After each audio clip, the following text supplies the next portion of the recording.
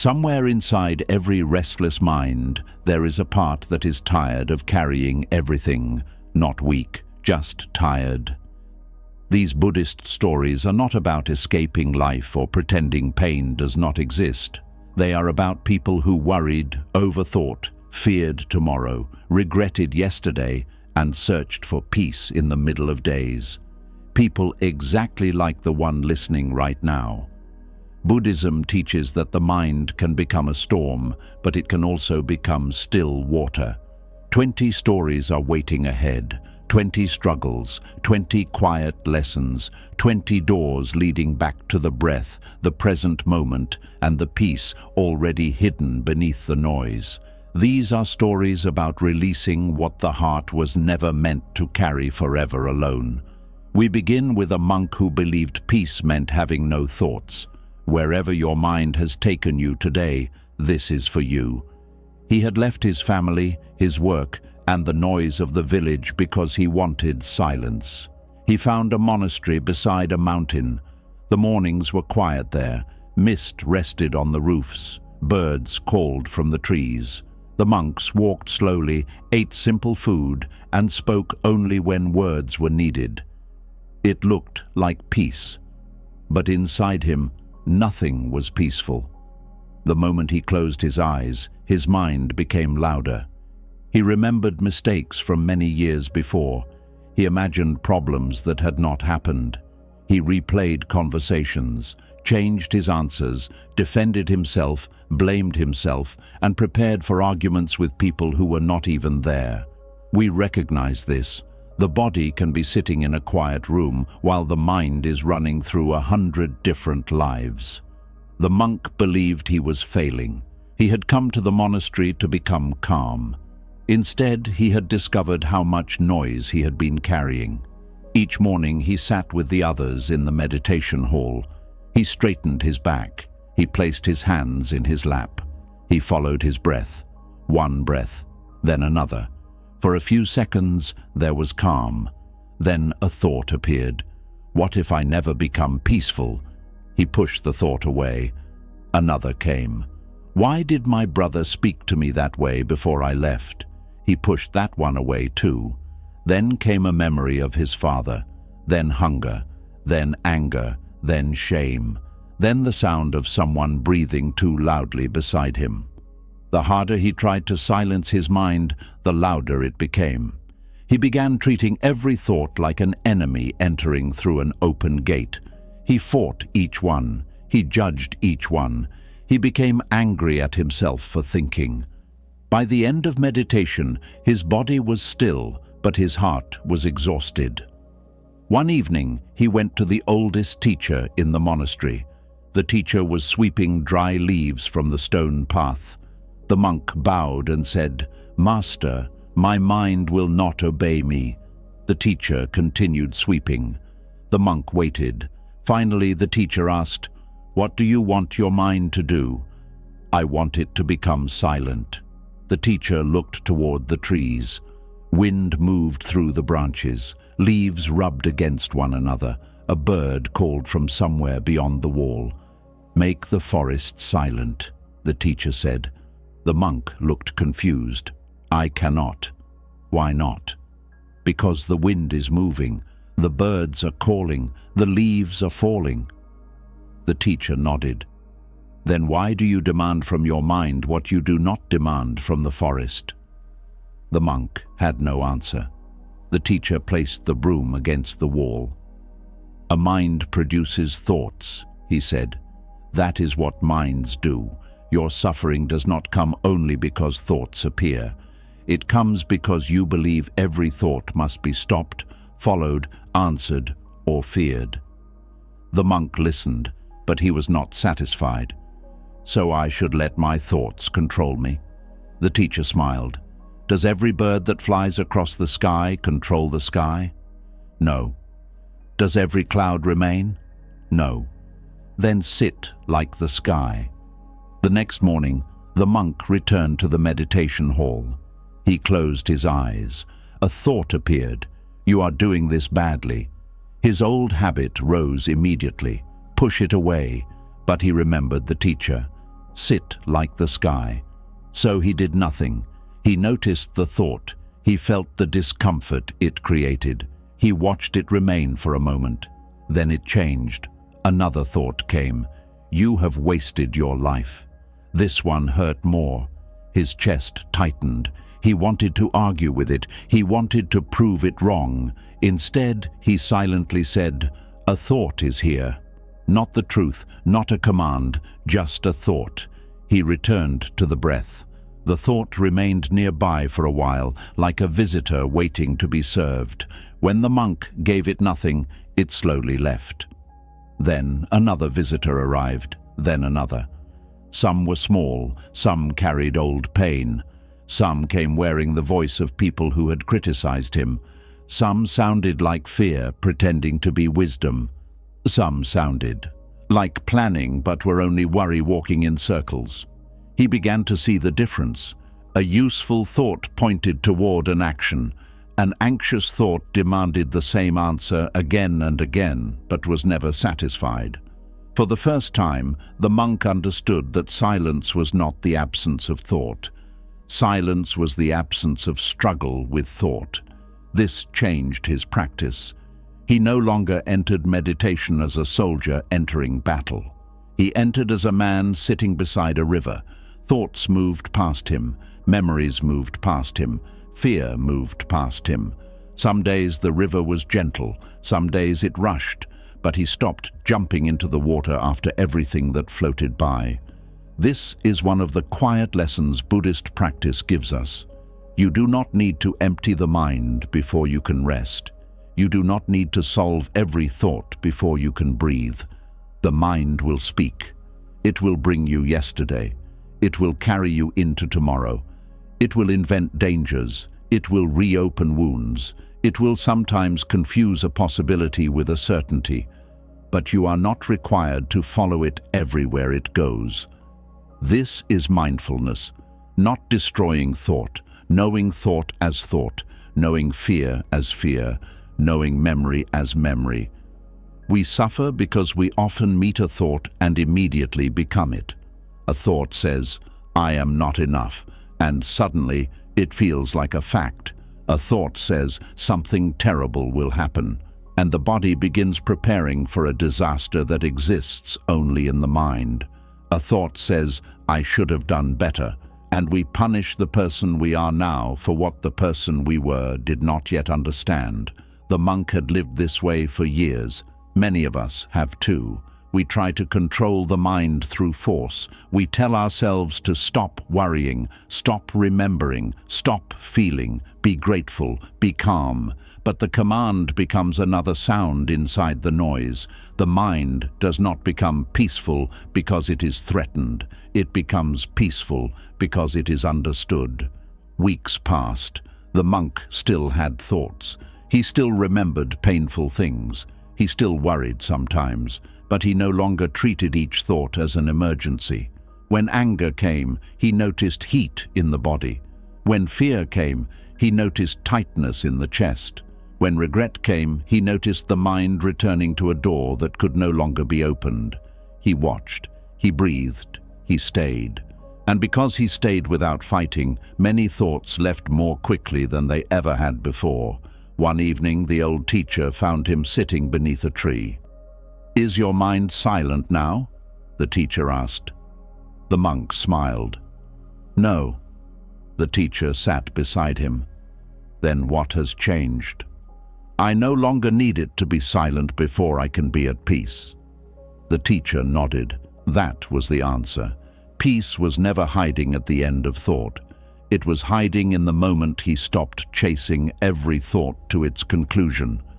That night, as the monastery settled into darkness, a bell rang from the meditation hall. The sound moved across the courtyard and disappeared into the mountain air. But for one young monk listening nearby, the bell did not seem to disappear. It continued ringing inside him long after everyone else had returned to silence. And that is where the next story begins. And so the bell that ended the first story became the beginning of the second. We begin with a young monk who heard a sound after the sound was gone. The bell rang once across the monastery, then silence returned. But not inside him. Inside him, the bell continued ringing. Wherever an old moment is still repeating inside you, this story is for you. The young monk had arrived at the monastery only a few months earlier. He had come looking for peace, but he carried something he had never spoken about. Before becoming a monk, he had lived with his mother in a small village. She had raised him alone. She worked until her hands became rough and her back began to bend. She gave him food when she was hungry. She stayed awake when he was ill. She believed in him during the years when he did not believe in himself. But as he grew older, he became restless. He wanted a larger life. He wanted to leave the village and become someone important. One evening, they argued. His mother asked him to stay a little longer because she had become weak. He believed she was trying to control him. He said words that anger gave him and pride allowed him to keep. "You have already taken enough of my life." The room became silent. His mother looked at him, but she did not argue. She only lowered her eyes. The next morning, he left. Months later, news reached him that she had died. He returned too late. There was no chance to explain, no chance to apologize, no chance to replace his final words with kinder ones. We recognize this.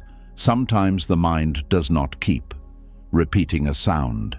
It keeps repeating a moment, a sentence, a face, a door closing, something we wish we could enter again and change. The young monk carried that evening everywhere.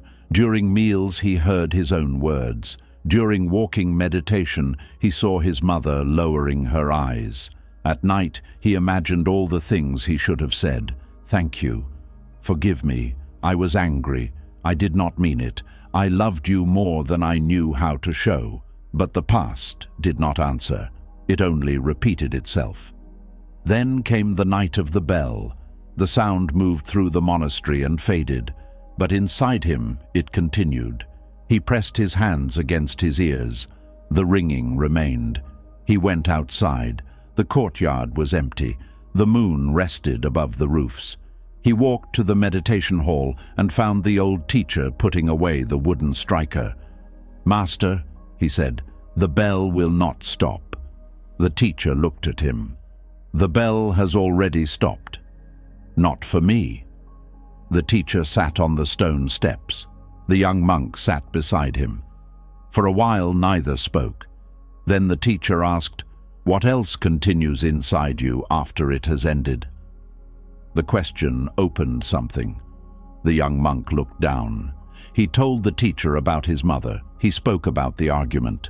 He repeated the words he had said. His voice broke when he described the way she had lowered her eyes. When he finished, he waited for judgment. But the teacher did not judge him. He asked, "How many times have you spoken those words to her?" "Once." "And how many times have you spoken them inside yourself?" The monk could not answer. "Hundreds of times, perhaps thousands." The teacher nodded toward the bell. One strike created the sound. The valley returned it as an echo. Your mind has become a valley for that old moment. The young monk began to cry. "I cannot undo it." "No," the teacher said. "You cannot." The answer hurt because it was true. Buddhist practice does not ask us to pretend the past was different. It does not offer peace by changing what happened. It teaches us to see what we are doing with what happened now. The teacher placed a hand over his own heart. "Regret can become wisdom," he said, "but when you keep using it to punish yourself, it becomes another form of harm." The monk whispered, "Do I not deserve punishment? Will your suffering bring your mother peace? No. Will repeating the moment make you kinder?" The monk thought carefully. "It makes me afraid to love anyone." Then the lesson has become another prison. The teacher asked him to return to the meditation hall. They sat before the bell. "Strike it once," the teacher said. The monk lifted the wooden striker and touched it against the bell. A deep sound filled the room. "Listen," said the teacher. The sound grew. It reached its fullest point. Then it softened. The monk listened as the ringing became thinner and quieter. At last it disappeared. "When did the sound become silence?" the teacher asked. "I do not know." That is how letting go often happens, not all at once, not because we command the pain to leave. We listen without adding another strike. The monk understood. Every time he said, "I am terrible," he struck the bell again. Every time he replayed his mother's face to wound himself, he struck it again. Every time he believed suffering was the same as love, he struck it again. The past had ended, but he had continued creating its echo. This does not mean we forget the harm we caused. It means we allow regret to teach us instead of allowing it to destroy us. The teacher told him to speak to his mother in meditation, not because she would answer, not because the past could change, but because the heart sometimes needs to complete what pride once interrupted. The monk closed his eyes. He saw the small room. He saw his mother. This time, he did not change the memory. He did not make her smile. He did not pretend she had forgiven him. He simply bowed inside his heart. "I was wrong," he whispered. "You gave me more love than I understood. I cannot return to that evening, but I can make my life an apology." Something inside him softened. Not everything. Grief remained, but grief was no longer carrying the same weapon. From that day, he practiced kindness as a way of remembering her. He helped older monks carry water. He sat beside sick villagers. He listened when people spoke instead of preparing to leave. He could not give kindness to his mother in the past, so he gave it to the people standing before him now. This is how regret becomes wisdom. Not by forgetting, by living differently. Many of us have bells ringing inside us. A mistake we cannot repair. A goodbye we did not know was final. Words spoken in anger. Love offered too late. We believe holding the pain tightly proves that we care, but love does not ask us to remain wounded forever. The most honest apology to the past may be the way we live today. That evening, the young monk heard the monastery bell again. It rang once. He listened as the sound rose, softened, and disappeared. For the first time, he did not strike it again inside himself. And when silence returned, he noticed an old woman walking toward the monastery gate. Across her shoulders, she carried a heavy basket. But what she carried inside it belonged entirely to yesterday, and that is where the next story begins. And so the old woman at the monastery gate became the beginning of the third story. We begin with a woman who carried yesterday wherever she went. The basket on her shoulders was filled with old clothes, broken bowls, faded letters, and objects no one else would have considered valuable. But the heaviest things inside it could not be seen.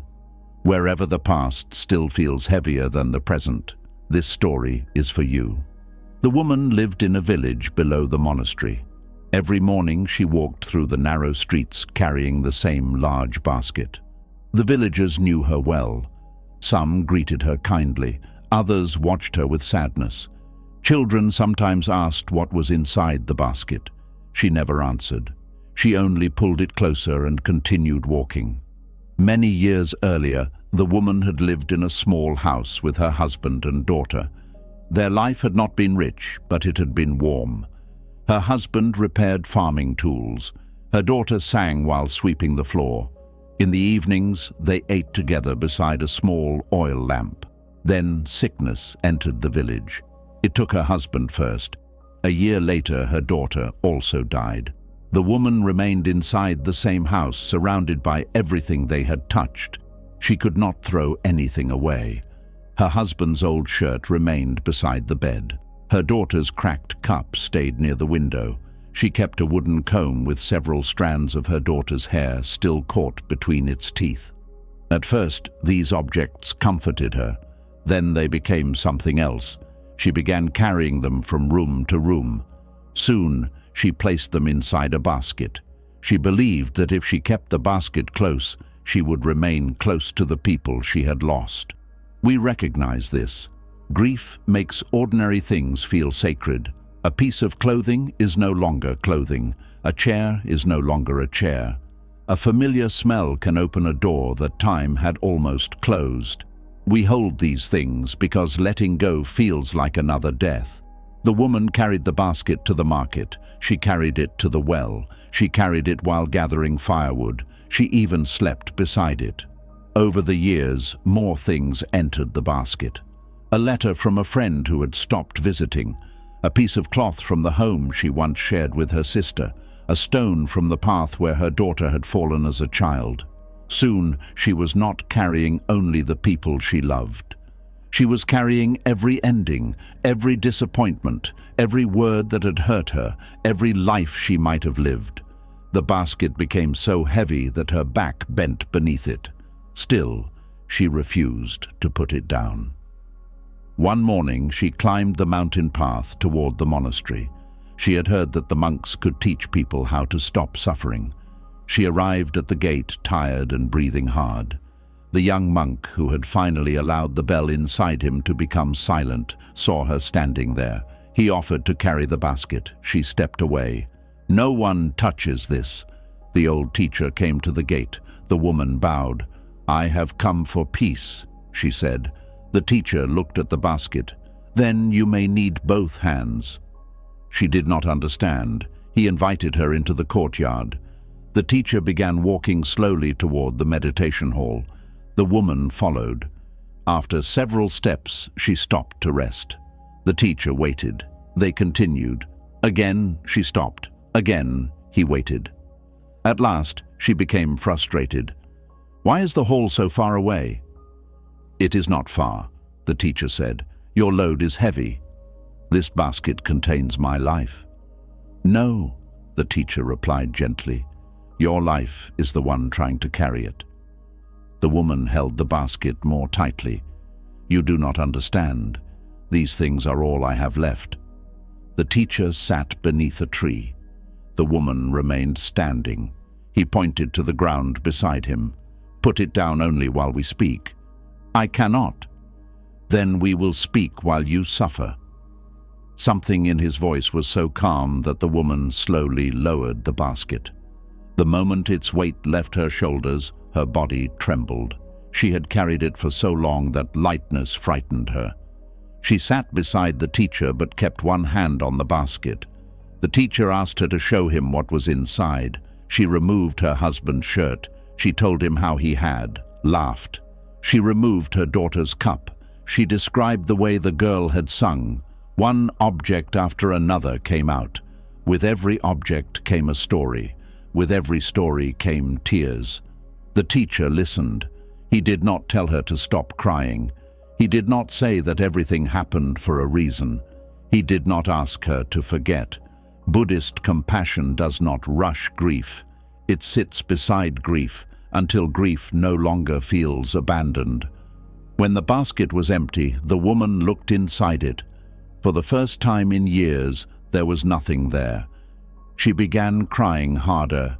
"If I let these things go, what will happen to them?" The teacher asked. "When your daughter sang, was her song inside the cup?" "No." "When your husband loved you, was his love inside the shirt?" "No." "Then why have you asked these objects to carry what only your heart can carry?" The woman looked at the empty basket. The teacher continued. "Letting go of an object is not letting go of love. Love does not need weight in order to remain." She touched the old shirt. "I am afraid I will forget." "You may forget some details," he said. "That is the nature of memory. But the kindness they gave you has already entered the way you live. What has changed your heart does not disappear when an object leaves your hand." The woman stayed at the monastery until evening. She did not throw everything away. That was not the lesson. She chose one letter and her daughter's wooden comb. The rest she gave to people who could use them. The shirt went to an old man who had no warm clothing.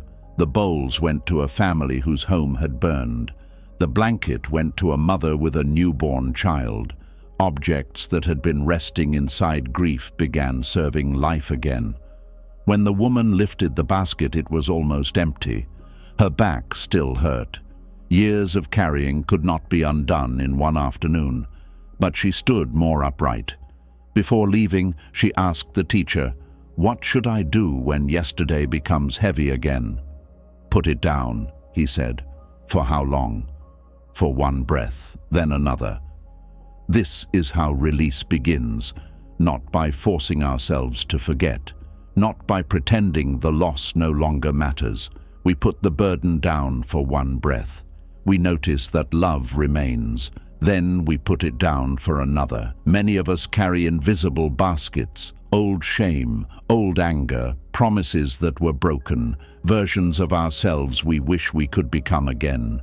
We fear that without these things we will lose part of who we are. But the past is not asking to be carried. It is asking to be understood. The woman returned to her village as the sun was setting. On the way home, she stopped beside a river. Dry leaves fell from the trees and landed on the water. She watched the river touch every leaf and release every one.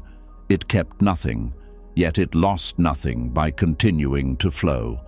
And that is where the next story begins. The woman placed her basket beside the river and watched the leaves move away. We begin now with a river that refused to hold what had already fallen. Wherever you have mistaken holding on for safety, this story is for you. The river flowed between the village and the mountain. It passed farms, stones, temples, and small houses built close to its banks. The villagers depended on it. They drank from it. They washed in it.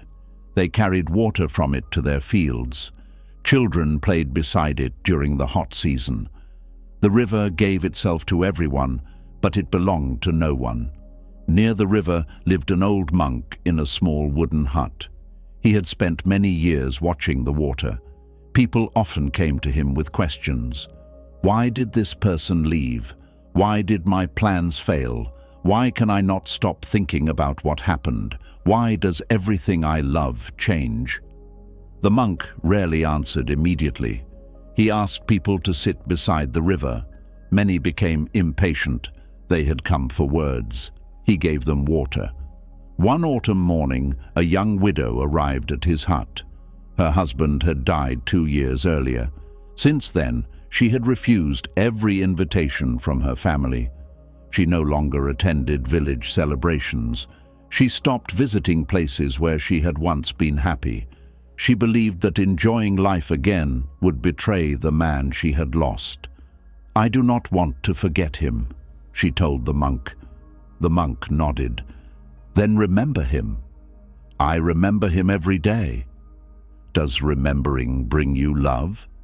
"It brings pain." "Only pain." The woman became quiet. She remembered her husband's laughter.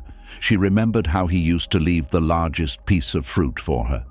She remembered the foolish songs he sang when he believed no one was listening. For a moment, she smiled. Then guilt covered the smile. The monk noticed. "Why did you hide that?" "It feels wrong to smile." "Did your husband love your sorrow?" "No." "Then why do you offer it to him every day?" The woman looked toward the river. Leaves covered the surface. Some moved quickly, others circled near the rocks before continuing downstream. The monk picked up a red leaf. "Hold this," he said. She closed her hand around it. They sat without speaking. After a while, her fingers began to ache. "Keep holding it," the monk said. More time passed. The leaf became warm and crushed inside her hand. At last, she asked, "Why must I keep holding this?" "You do not have to. You told me to. And you obeyed even after holding began to hurt." The woman opened her hand. The leaf was damaged. The monk placed it on the water. The river carried it away.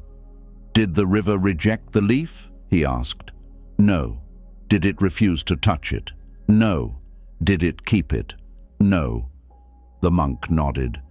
This is the middle way of the river. It receives fully and releases completely. The woman watched the leaf disappear. Buddhist teaching speaks often about non-attachment. People sometimes misunderstand this. They think non-attachment means not loving, not caring, keeping the heart distant so nothing can hurt it. But the river does not refuse the leaf. It holds it for the moment requires. Then it allows the leaf to continue. Attachment says, because I love this, it must remain. Wisdom says, because I love this, I will meet it fully while it is here. The widow began visiting the river every morning. At first, she came only to sit. She watched branches, flowers, insects, and fallen leaves move across the surface. Nothing stayed. Even the shape of the river changed from one moment to the next. The water before her was never exactly the water she had seen a moment earlier. Still, people called it the same river. She began to understand something about herself. Grief had changed her. Time had changed her. Love had changed her. But she was still here. Not the same woman she had been before her husband died. Not a completely different woman. A life continuing. One morning, the monk placed a bowl in the river. Water entered it. Then he lifted the bowl. Now the water is trapped, he said. The woman looked at him. It is not flowing anymore. Exactly. He poured the water back. The small amount disappeared into the river. What we try to possess becomes separated from the larger life around it. We think holding protects it. Sometimes holding is what removes its freedom. The widow thought about the last 2 years. She had not only held her husband's memory, she had trapped herself beside it. She had stopped the river of her own life because she believed moving forward meant leaving him behind. But perhaps moving forward could carry his love with her, not as a chain, as part of the water. That afternoon she visited her sister. They ate together. Her sister told an old story, and the widow laughed before remembering she had forbidden herself to laugh. This time she did not hide it. Guilt arrived. She let guilt touch her. Then she allowed it to move on. The next week she returned to the market. Later, she helped a neighbor repair a roof. She began joining the world again, slowly. There were still mornings when grief stayed near the rocks and moved in circles. She did not force it away. She let it circle. She trusted that even slow water eventually continued. This is what the river taught. Release is not a single act. It is a way of meeting each moment. A thought arrives. We notice it. An emotion arrives. We feel it. A person enters our life. We love them. A season ends. We bow to it. Then we allow life to move. Stress often grows when the mind tries to stop the river. We want certainty before taking the next step. We want people to remain who they were. We want yesterday to give us a different answer. We stand in moving water and demand that it become still. Then we become tired from fighting what was never standing still. The river does not become peaceful because nothing falls into it. Leaves fall, rain enters, mud rises, stones interrupt its path. The river remains a river because it continues. The widow understood this more deeply as the months passed. On the anniversary of her husband's death, she brought flowers to the river. She placed them on the surface. "I will not forget you," she whispered, "but I will not stop living beside your memory." The flowers moved away. She cried as they disappeared. She also smiled. Both were true. Grief and gratitude moved through the same heart. The monk stood nearby. He did not disturb her. When the last flower was gone, he said, "The river kept none of them." The woman answered, "But it touched them all." The monk smiled. That was the lesson. Peace does not come from refusing experience. It comes from allowing experience to arrive and leave without turning every moment into a possession. Farther downstream, however, there was a young man who did not trust the river. He believed every current was an enemy. Whenever life moved in a direction he had not chosen, he entered the water and fought against it. The river released everything. The young man released nothing, and that is where the next story begins. Downstream from the widow and the old monk lived a young man who fought every current. We begin with someone who believed strength meant never allowing life to move him. Wherever you are exhausted from resisting what has already happened, this story is for you. The young man was the son of a fisherman. His father had taught him to read the river. He knew where the water became deep. He knew which stones were hidden below the surface. He knew when rain in the mountains would cause the river to rise hours later. But there was one thing he did not understand. He did not understand how to yield. When he was a child, his father told him, "The river is stronger than you. Respect it." The boy heard something different. He heard, "You are weak." So he spent his life proving that he was not. He swam when the current was dangerous. He carried loads too heavy for one person. He refused help even when his body was shaking. When people advised him to rest, he worked harder. When plans failed, he forced them forward. When someone disagreed with him, he argued until both people were too tired to continue. The villagers admired his determination. They also avoided him when he was angry. The young man believed that life rewarded those who pushed hard enough.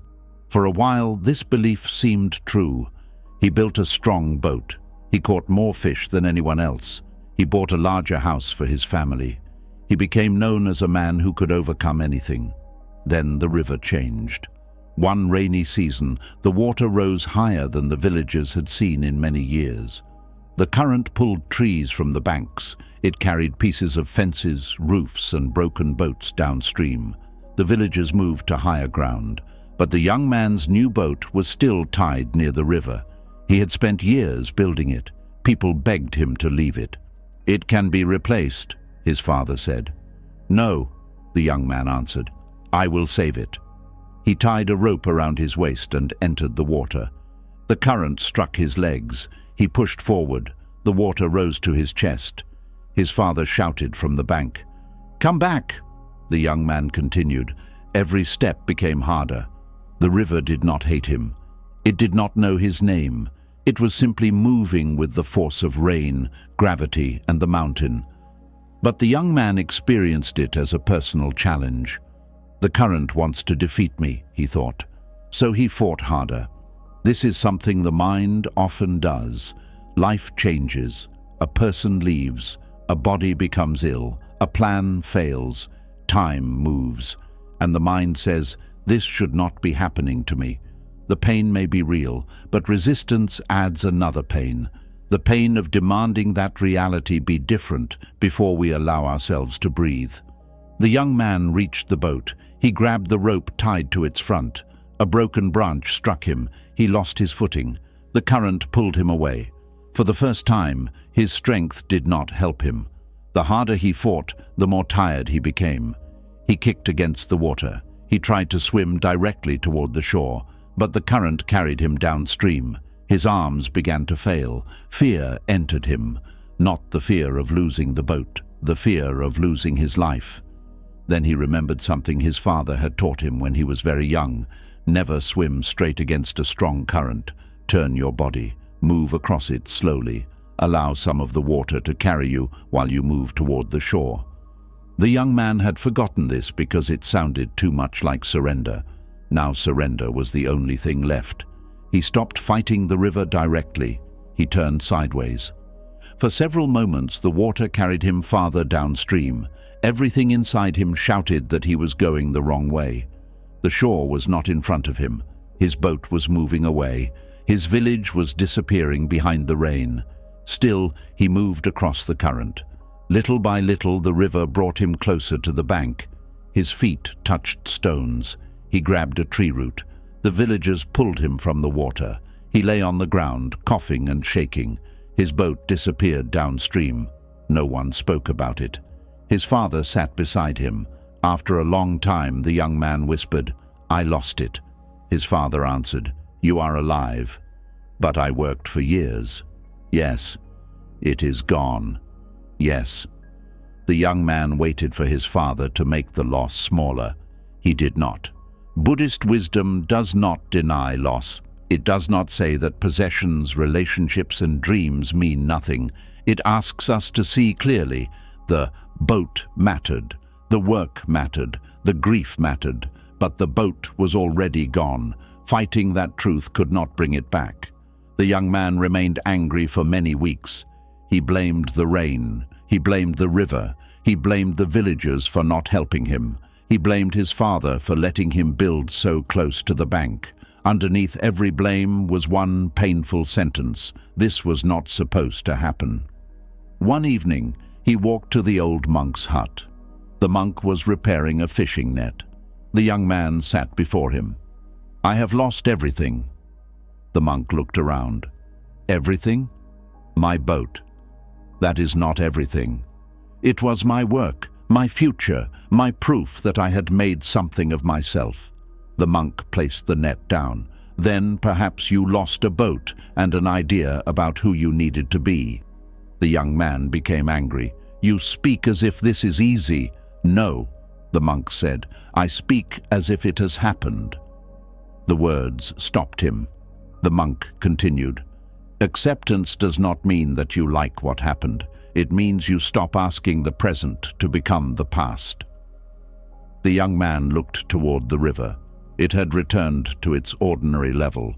Children were playing near the bank again. "How do I accept it?" "You begin by saying what is true without adding a war." "The boat is gone." "Yes." "I am angry." "Yes." "I am afraid I cannot rebuild." "Yes." The young man waited. The monk said, "These are painful truths, but none requires you to hate the river, hate yourself, or hate this life." The young man began returning to the monk each evening. He learned to sit with discomfort without immediately trying to defeat it. When anger arose, he noticed it. When shame said the village would see him as weak, he noticed that too. He began to understand that yielding was not the same as giving up. Giving up closes the heart. Yielding opens the eyes. Yielding says, "This is the current now. How can I move wisely inside it?"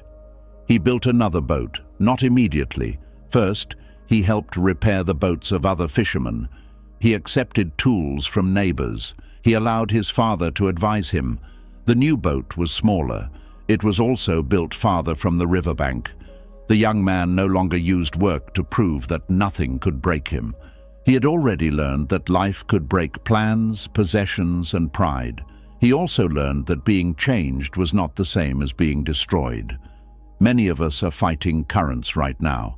We are arguing with age, arguing with endings, arguing with the choices of other people, arguing with things the body can no longer do, arguing with a future that did not arrive in the form we expected. We call this strength because we are still fighting. But sometimes the strongest thing we can do is turn our body, stop moving directly against what cannot be changed.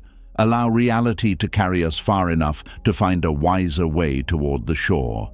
The young man still respected effort. He still worked hard. But he began asking a new question. Am I moving with purpose, or am I only resisting? That question saved him from many unnecessary battles. One late afternoon, he took his new boat onto the river. The water was calm when he left. Before he returned, strong wind began moving through the valley. The young man tightened his hands around the oars. Then he noticed an old boatman nearby. The boatman did not curse the wind. He did not fight it. He adjusted his small sail and allowed the same wind that frightened others to guide him home. The young man watched in silence. The river had taught him how to stop fighting the current. Now the boatman would teach him what to do when the wind refused to obey. And that is where the next story begins. And so the wind that moved across the river became the beginning of the sixth story. We begin with an old boatman who had spent most of his life arguing with things that could not hear him. Wherever life is refusing to follow your plans, This story is for you. The wind rose quickly that afternoon. It moved down from the mountain, bent the trees, disturbed the river, and pushed small boats away from the shore. The young fisherman tightened his hands around his oars. Nearby, the old boatman lifted a small cloth sail. Instead of fighting the wind, he turned the sail until it caught the force that had been pushing against him. His boat began moving toward home. The young fisherman followed. When they reached the shore, he asked, "How did you make the wind obey you?" The boatman laughed. "I did not." "But it carried you exactly where you wanted to go." "No," the boatman said. "I changed the way I was facing." The young man did not understand. He believed skill meant controlling the world around him.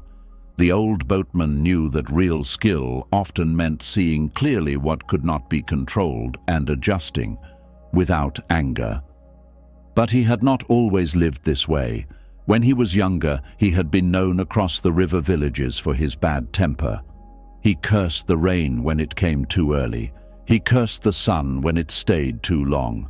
He became angry when the river was low. He became angry when the river was high. If the wind delayed him, he shouted at the sky as though the sky had made a personal decision against him.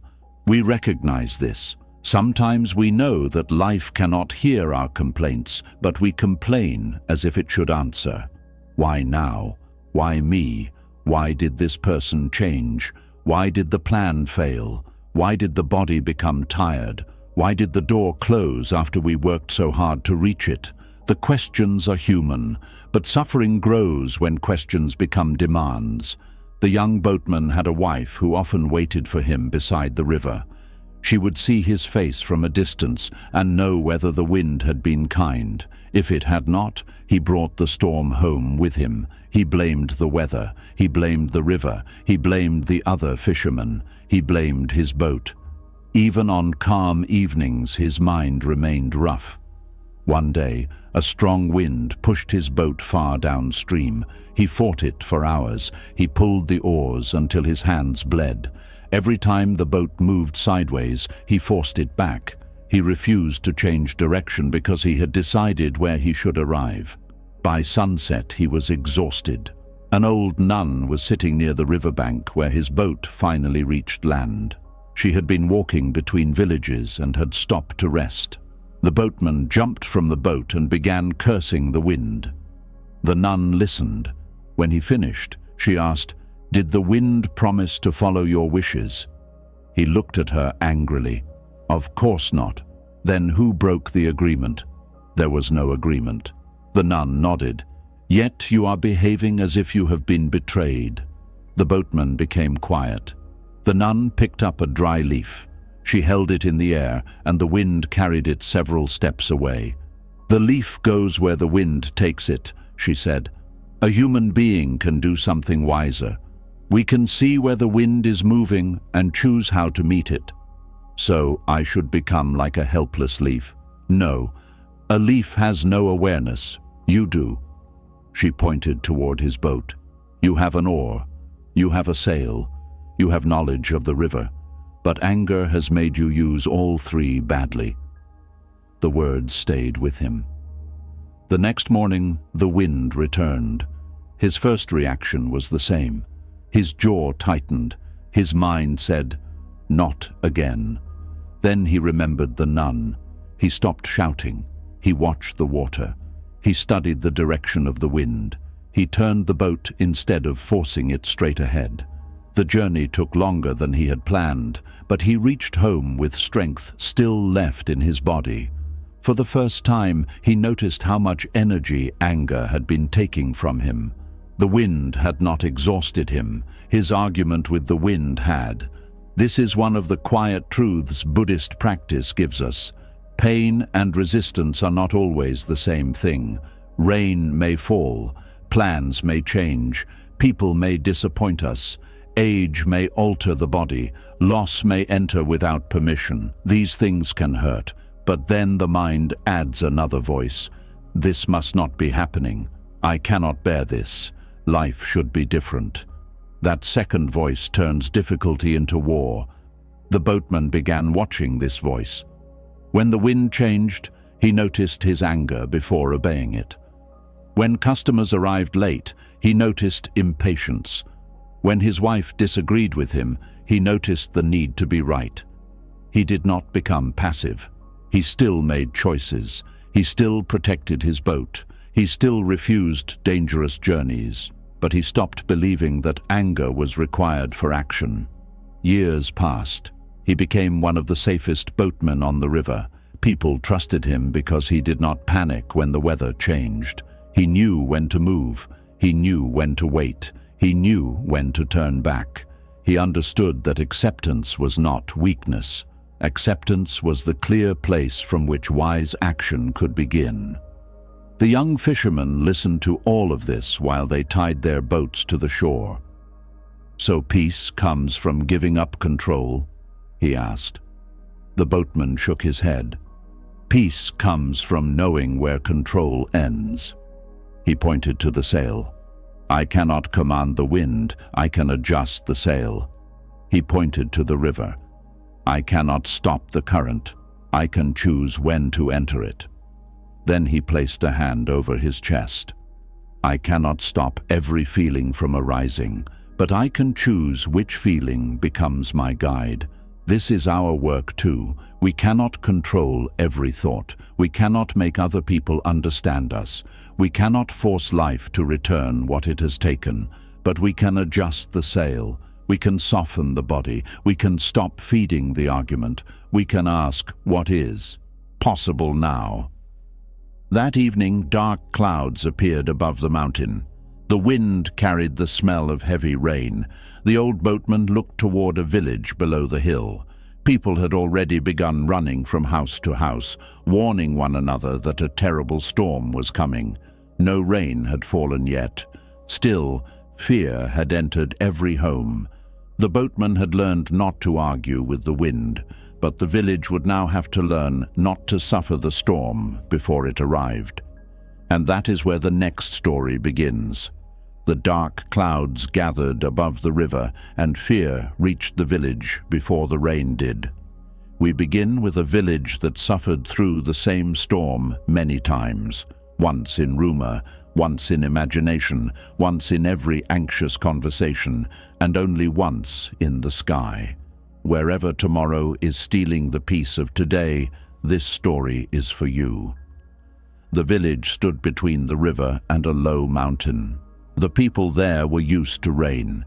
They knew how to strengthen roofs, move animals, protect grain, and clear the paths where water flowed. But one year, a traveler arrived with frightening news. "A great storm is moving toward this valley," he said. "It may be the worst in many years." The traveler continued on his journey. His words remained.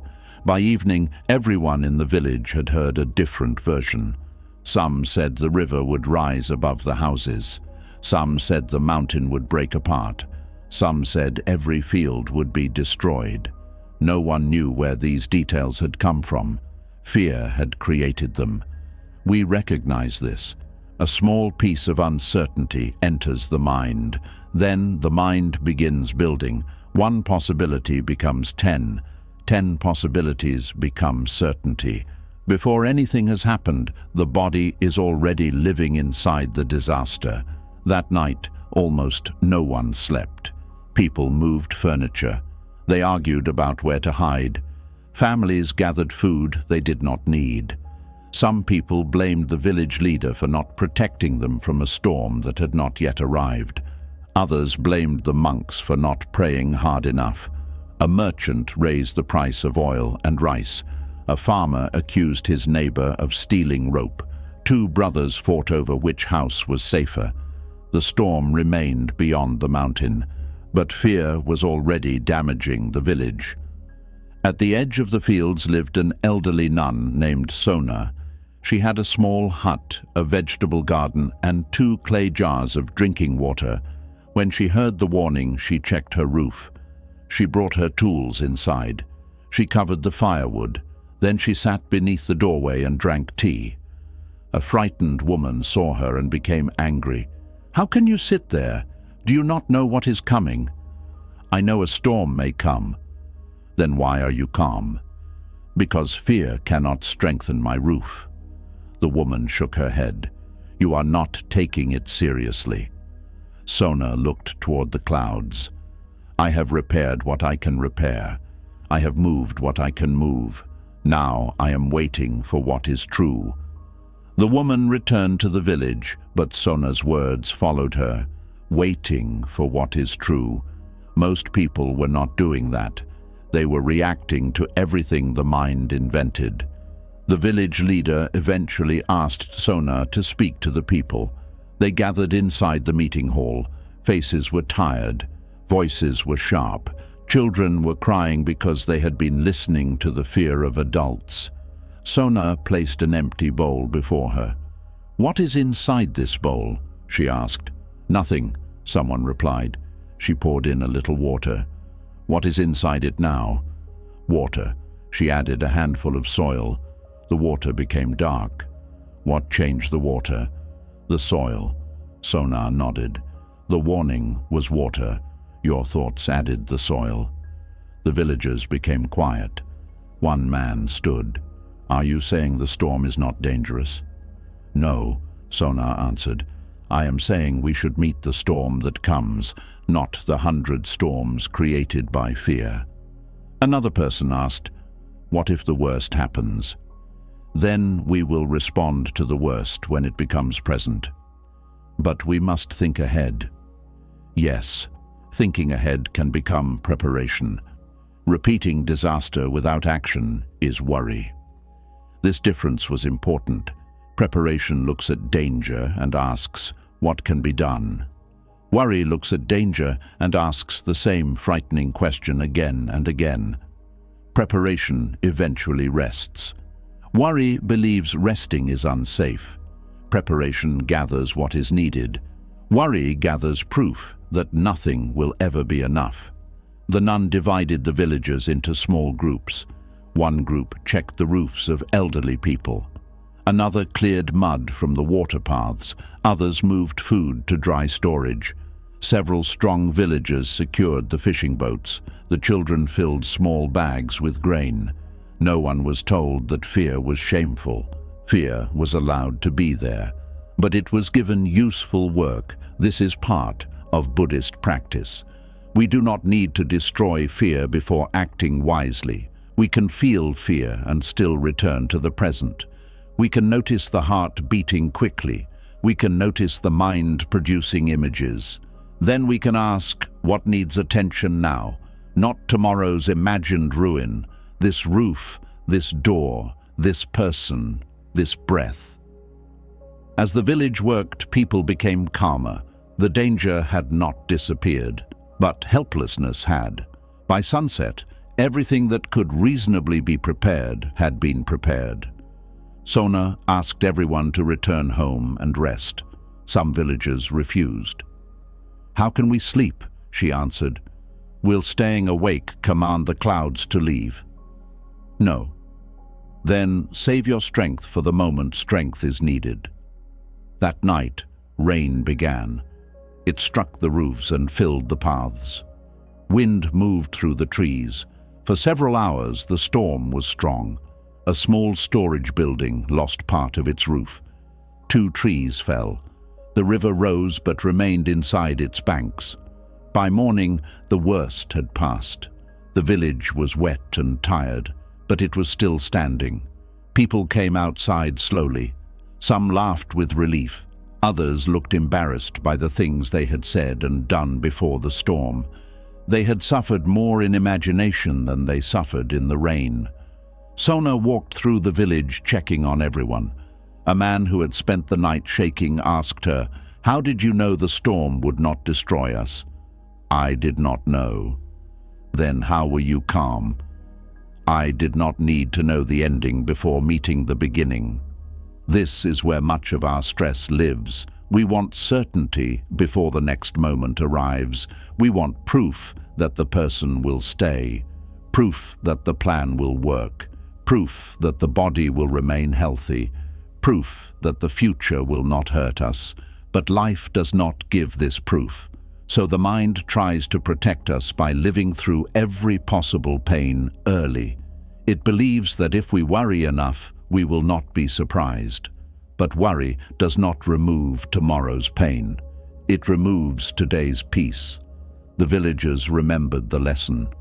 When difficult news came, they began asking two questions. What is true now? What can we do now? These questions did not make them careless. They made them clear. Months later, another season of rain approached. The village was better prepared. People repaired roofs before the clouds appeared. They stored grain. They cleared the paths. But one farmer near the edge of the village worked without panic. He prepared carefully, then returned home and slept. Some villagers believed he was unusually brave. Others believed he simply did not understand danger. They did not yet know that he had once lost an entire harvest to worry before a single drop of rain had fallen. His story was about the difference between preparation and fear. And that is where the next story begins. The village had learned not to suffer every storm before it came, but one farmer had learned something even quieter. He had learned how to prepare fully without allowing worry to become his master. We begin with a farmer who worked with care and then released the result. Wherever you believe constant worry proves that you care, this story is for you. The farmer's name was Ananda. He lived with his wife and two children in a small house beside the fields. Each year he planted rice before the rainy season. He studied the clouds. He felt the soil. He repaired the small walls that guided water between the fields. He knew that farming required attention, but for many years he confused attention with worry. He believed a good farmer should think about the harvest every moment. While eating, he worried about rain. While resting, he worried about insects. While speaking with his children, part of his mind remained in the fields. At night, he woke and listened for wind. If rain fell, he worried it was too much. If rain stopped, he worried it was too little. When the plants grew well, he worried that something would destroy them before harvest. Nothing was ever safe enough for him to rest. We recognize this. Sometimes we call worry responsibility. We believe that if we stop thinking about the problem, something terrible will happen. We imagine our fear is holding the world together. The farmer's family felt this. His wife would speak to him, but he did not hear the full sentence. His son would show him something he had made, but the farmer's eyes remained on the sky. His daughter once asked, "Father, when will the field let you come home?" He was standing inside the house when she asked. The question hurt him. Still, he did not know how to change. Then came a year when the rain was late. The rice shoots began to weaken. The farmer worked from before sunrise until after dark. He carried water by hand. He repaired every channel. He did everything a farmer could do, but inside he did much more. He imagined losing the harvest. He imagined hunger. He imagined his children blaming him. He imagined the villagers calling him careless. He lived through failure every hour. One afternoon, a monk passed the field and saw the farmer pulling weeds with such force that he was damaging the young rice. The monk called out, "Are the weeds fighting back?" The farmer looked up. "I have no time for jokes." The monk stepped into the field. "What are you doing?" "Saving my crop." The monk pointed toward the plants the farmer had crushed. "It seems fear is helping the weeds." The farmer looked down. Several healthy shoots were broken beneath his feet. He became ashamed. "The rain is late," he said. "Yes, the crop may fail. Yes, what should I do?" "What can you do?" "I can carry water, clear the channels, remove weeds, protect the field from animals." "Then do those things. And after that? After that, let the sky be the sky." The farmer became frustrated. "That is easy for a monk to say. You do not have children to feed." The monk did not become offended. "You are right. I do not carry your duties. But tell me, does worry create rain?" "No." "Does it make your arms stronger?" "No." "Does it help you see clearly?" The farmer looked at the broken plants. "No." The monk nodded. "Then worry is not the same as care."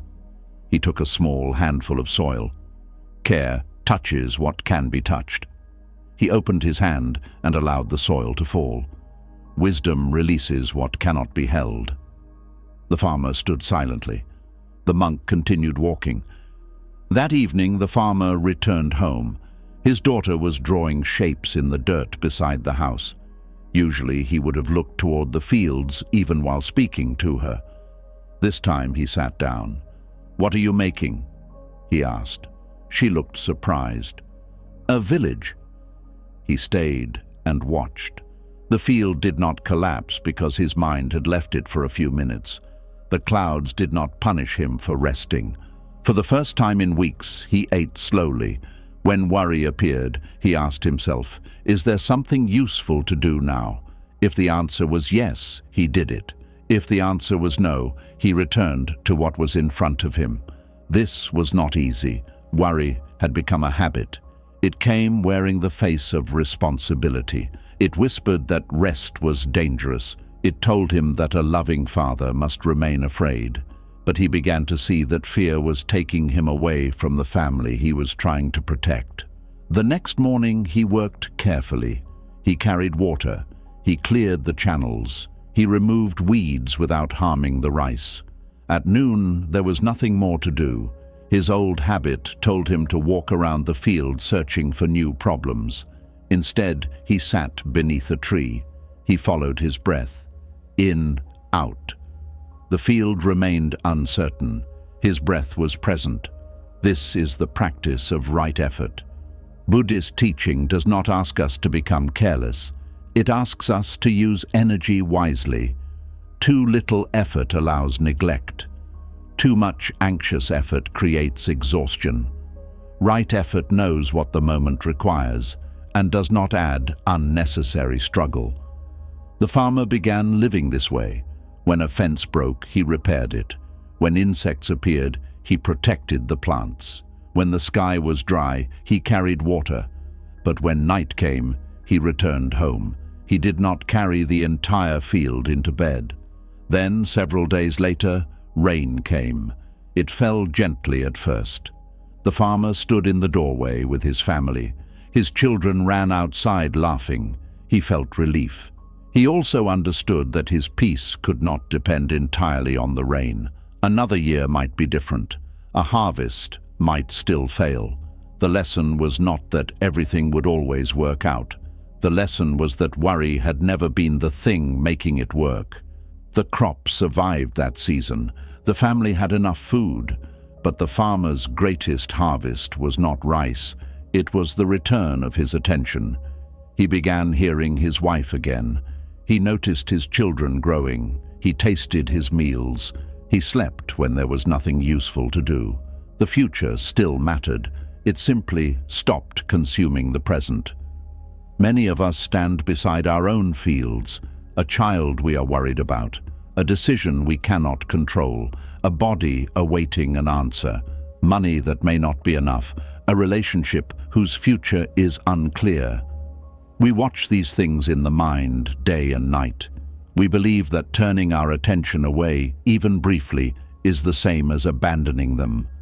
But care does not require constant suffering. We can prepare, we can act, we can ask for help, then we can rest. Rest is not proof that we do not care. Sometimes rest is what allows care to remain kind. At the end of the season, the farmer walked through the harvested field beneath the moon. The land was empty now. The rice had been cut and carried away. Nothing remained but short stalks, cool soil, and silver light. The farmer expected the empty field to feel sad. Instead, it felt peaceful. It had given everything it could give. Now it rested without asking what would grow next. The farmer stood there for a long time. He did not know that another person was watching the same empty field from the road. A merchant who had filled his life with possessions, plans, and unfinished tasks. A man who had forgotten how to rest even when the work was done. The field beneath the moon held nothing. The merchant's mind held everything.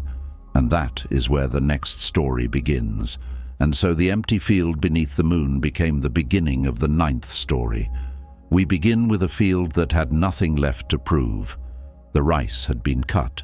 The grain had been carried away. Only short stalks, dark soil, and silver moonlight remained. Wherever emptiness feels like failure, this story is for you. A merchant stood beside the road looking across the field. He had spent the day traveling between villages, buying cloth, selling oil, counting coins, and planning his next journey. His cart was full. His mind was fuller. But the field was empty. The merchant could not understand why it looked so peaceful. To him, emptiness had always meant danger. An empty shelf meant there was nothing to sell. An empty purse meant shame. An empty house meant loneliness. An empty hour meant wasted time. So he filled everything. He filled his shop with goods. He filled his home with furniture. He filled his days with work. He filled every silence with plans. Even when no problem was present, he searched for one. We recognize this. Some of us become uncomfortable when nothing is happening. We reach for noise. We check something again. We search for another task. We tell ourselves we are being productive, but underneath the movement is fear. Fear that if we stop, something hidden inside us may become visible. The merchant saw the farmer standing in the field. "What are you doing out there?" he called. "Resting," the farmer replied. The merchant looked around. "There is nothing here." "That is why it is easy to rest." The merchant laughed. "A good field should always be growing something." The farmer bent down and touched the soil. If the field never rests, it will eventually grow nothing. The merchant shook his head. He did not believe this. In his world, rest belonged to people who lacked ambition. He had spent years building his business. He had begun with a small table in the market. Now he owned a shop, 2 carts, and a storehouse. But every success had created another fear. When he owned 1 cart, he feared losing it. When he owned 2, he feared losing both. When his storehouse was empty, he worried about having too little. When it was full, he worried about fire, theft, rain, and insects. More had not brought rest. More had created more things to protect. The farmer walked toward him. "You are looking at the field as though it has disappointed you. It has nothing in it. It has space. Space for what? For whatever comes next." The merchant looked back at the empty land. The farmer continued. "Last season, this field held young rice. Then it held tall rice. Then it held workers cutting rice. Now it holds moonlight." The merchant smiled despite himself. "Moonlight cannot feed anyone." "No, but neither can soil that is never allowed to recover." The farmer invited the merchant to sit beside the field. At first, the merchant refused. He said he needed to reach the next village before morning. He needed to count the goods in his cart. He needed to make a list of what he would sell. He needed to decide what he would buy after that. The farmer asked, "Must all of this be done now?" The merchant opened his mouth.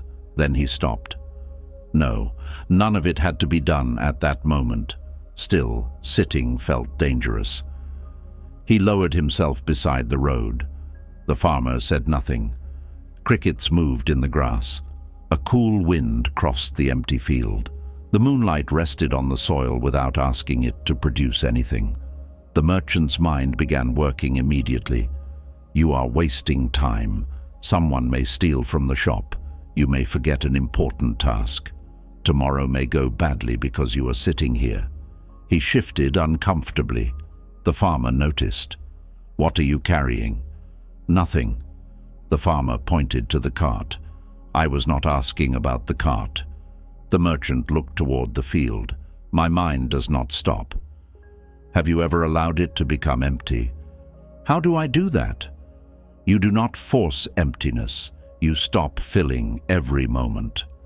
The farmer asked him to listen to 3 sounds.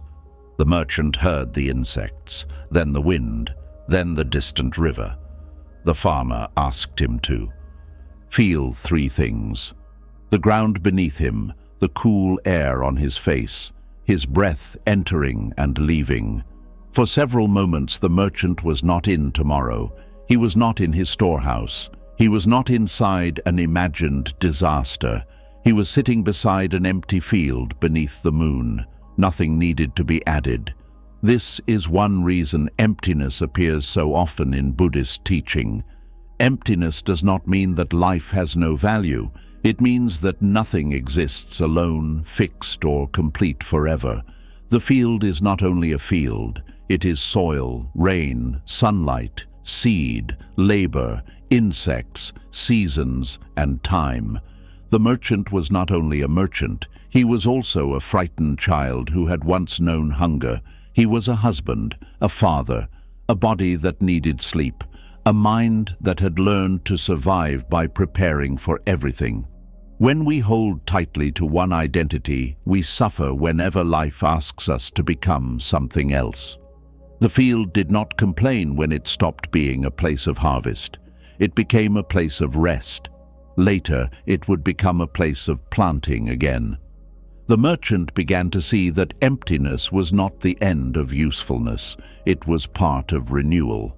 He thought about his house. Every room was full. He kept broken furniture because he might need it. He kept old business records because they proved how much he had earned. He kept gifts he did not like because throwing them away felt ungrateful. His home had no open space. Neither did his day. Neither did his heart. "What should I remove?" he asked. The farmer replied, "Begin with what you no longer need to carry tonight." The merchant breathed out slowly. He could not empty his entire life in one evening, but he could put down tomorrow until morning. He stayed beside the field longer than he had planned. For once, being delayed did not feel like failure. When he finally stood, the field remained empty. But emptiness no longer looked poor. It looked complete. Many of us fear the spaces created when something ends. A relationship leaves, and the silence feels unbearable. Children grow and move away, and the house feels wrong. Work slows down, and we do not know who we are without being needed. We rush to fill the space, but not every empty place needs to be filled immediately. Some spaces are asking to be felt. Some are asking to rest. Some are preparing us for a life we cannot yet see. The merchant returned to his cart. He promised himself that when he reached home, he would sleep before making another plan. But old habits do not disappear because of one peaceful evening. That night he entered his room, placed a lamp beside his bed, and opened a long list of unfinished tasks. The field rested beneath the moon. The merchant did not. And that is where the next story begins. The empty field had shown the merchant how to rest. But when he reached home, his unfinished list was waiting. We begin with a man who believed sleep had to be earned. Wherever your body is tired but your mind is still working, this story is for you. The merchant placed his lamp beside the bed. His wife was already asleep. The house was quiet. He had traveled all day. His legs ached. His eyes burned. Still, he unfolded a long piece of paper. At the top was a list of everything he had not completed. Count the cloth, check the oil jars, write to the northern trader, repair the cartwheel, pay the grain seller, visit the market leader, plan next month's journey. Each finished task had created another task. The merchant read the list once, then again. He added 3 new items. He blew out the lamp and lay down. His body entered the bed. His mind remained at work. What if the northern trader refused his offer? What if the cart broke on the road? What if the price of grain rose? What if another merchant reached the market before him? He opened his eyes. The room was dark. He told himself to sleep. The command created more tension. Sleep now. You have an important day tomorrow. If you do not sleep, you will make mistakes. The more he worried about sleeping, the farther sleep moved away. We recognize this. Rest becomes another task. We lie down and begin measuring whether we are resting correctly. We count how many hours remain. We become afraid of tomorrow while tomorrow is still far away. The merchant rose and lit the lamp again. He checked the list. Nothing had changed. Still, seeing the words gave him a small feeling of control. He returned to bed. Soon, another thought appeared. Did I lock the storehouse? He remembered locking it. But memory was not enough. What if he only thought he remembered? He got dressed and walked across the courtyard. The storehouse was locked. He pulled the door once, then twice, then 3 times. On the way back, he noticed a light inside the village temple. An old monk was awake, placing oil inside a small lamp. The merchant entered. "You are awake too," he said. The monk smiled. "I woke to care for the lamp. I cannot sleep." The monk pointed to a cushion. The merchant sat. "What is keeping you awake?" the monk asked. "Everything I must do." "Are you doing any of it now?" "No." "Then perhaps it is not the work keeping you awake. It is the carrying." The merchant told him about the list. He described every task. The monk listened until the merchant finished. Then he asked, "How many of these can be completed before sunrise?" "None." "How many become easier because you repeat them in your mind?" "None." "Then your mind is pretending to work." The merchant did not like this answer. "I am preparing." Preparation ends with a plan. Worry repeats the plan because it does not trust the future. The monk placed an empty wooden bowl before them. "Put your tasks inside this bowl." The merchant looked confused. "They are written on paper at home." "Then speak them." The merchant named the first task. The monk said, "Place it in the bowl." The merchant moved his hand as if placing something inside. One by one, he named every unfinished task. Count the cloth, check the jars, repair the wheel, write the letter, pay the seller, plan the journey. After the final task, the monk covered the bowl with a cloth. "There," he said. The merchant almost laughed. "The tasks are not really inside it." "They were not really inside your bed either, yet you carried them there." The merchant became quiet.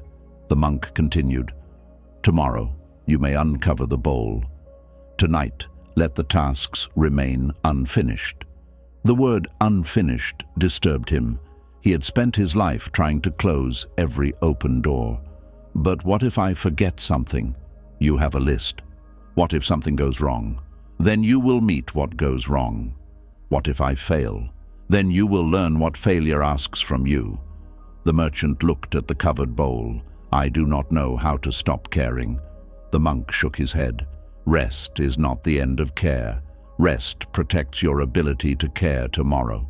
Buddhist teaching often speaks about the middle way. A string pulled too loosely cannot make music. A string pulled too tightly will break. The merchant had pulled his life so tightly that even success sounded like fear. He believed constant pressure kept him safe, but the pressure was weakening the very mind he needed. The monk asked him to place one hand on his chest and one on his stomach. "Do not make the breath deep," he said. "Only notice that it is already happening." The merchant felt the body breathe. It had been breathing while he traveled. It had been breathing while he counted coins. It had been breathing while he worried. The breath did not need a list. It did not need to know tomorrow's price of grain. It simply entered. It simply left. "Your life is happening now," the monk said, "not after the list is complete." The merchant listened to several breaths. Thoughts returned, the cartwheel, the letter, the storehouse. But instead of following each thought, he silently answered, "Tomorrow, not never. Tomorrow." This mattered. Letting go for the night did not mean abandoning responsibility. It meant placing responsibility inside its proper time. The merchant returned home. He left the list on a table instead of taking it to bed. When a task appeared in his mind, he said, "It is written down." When fear said he needed to solve tomorrow, he felt the breath. The first night was not perfect. He remained awake for a while.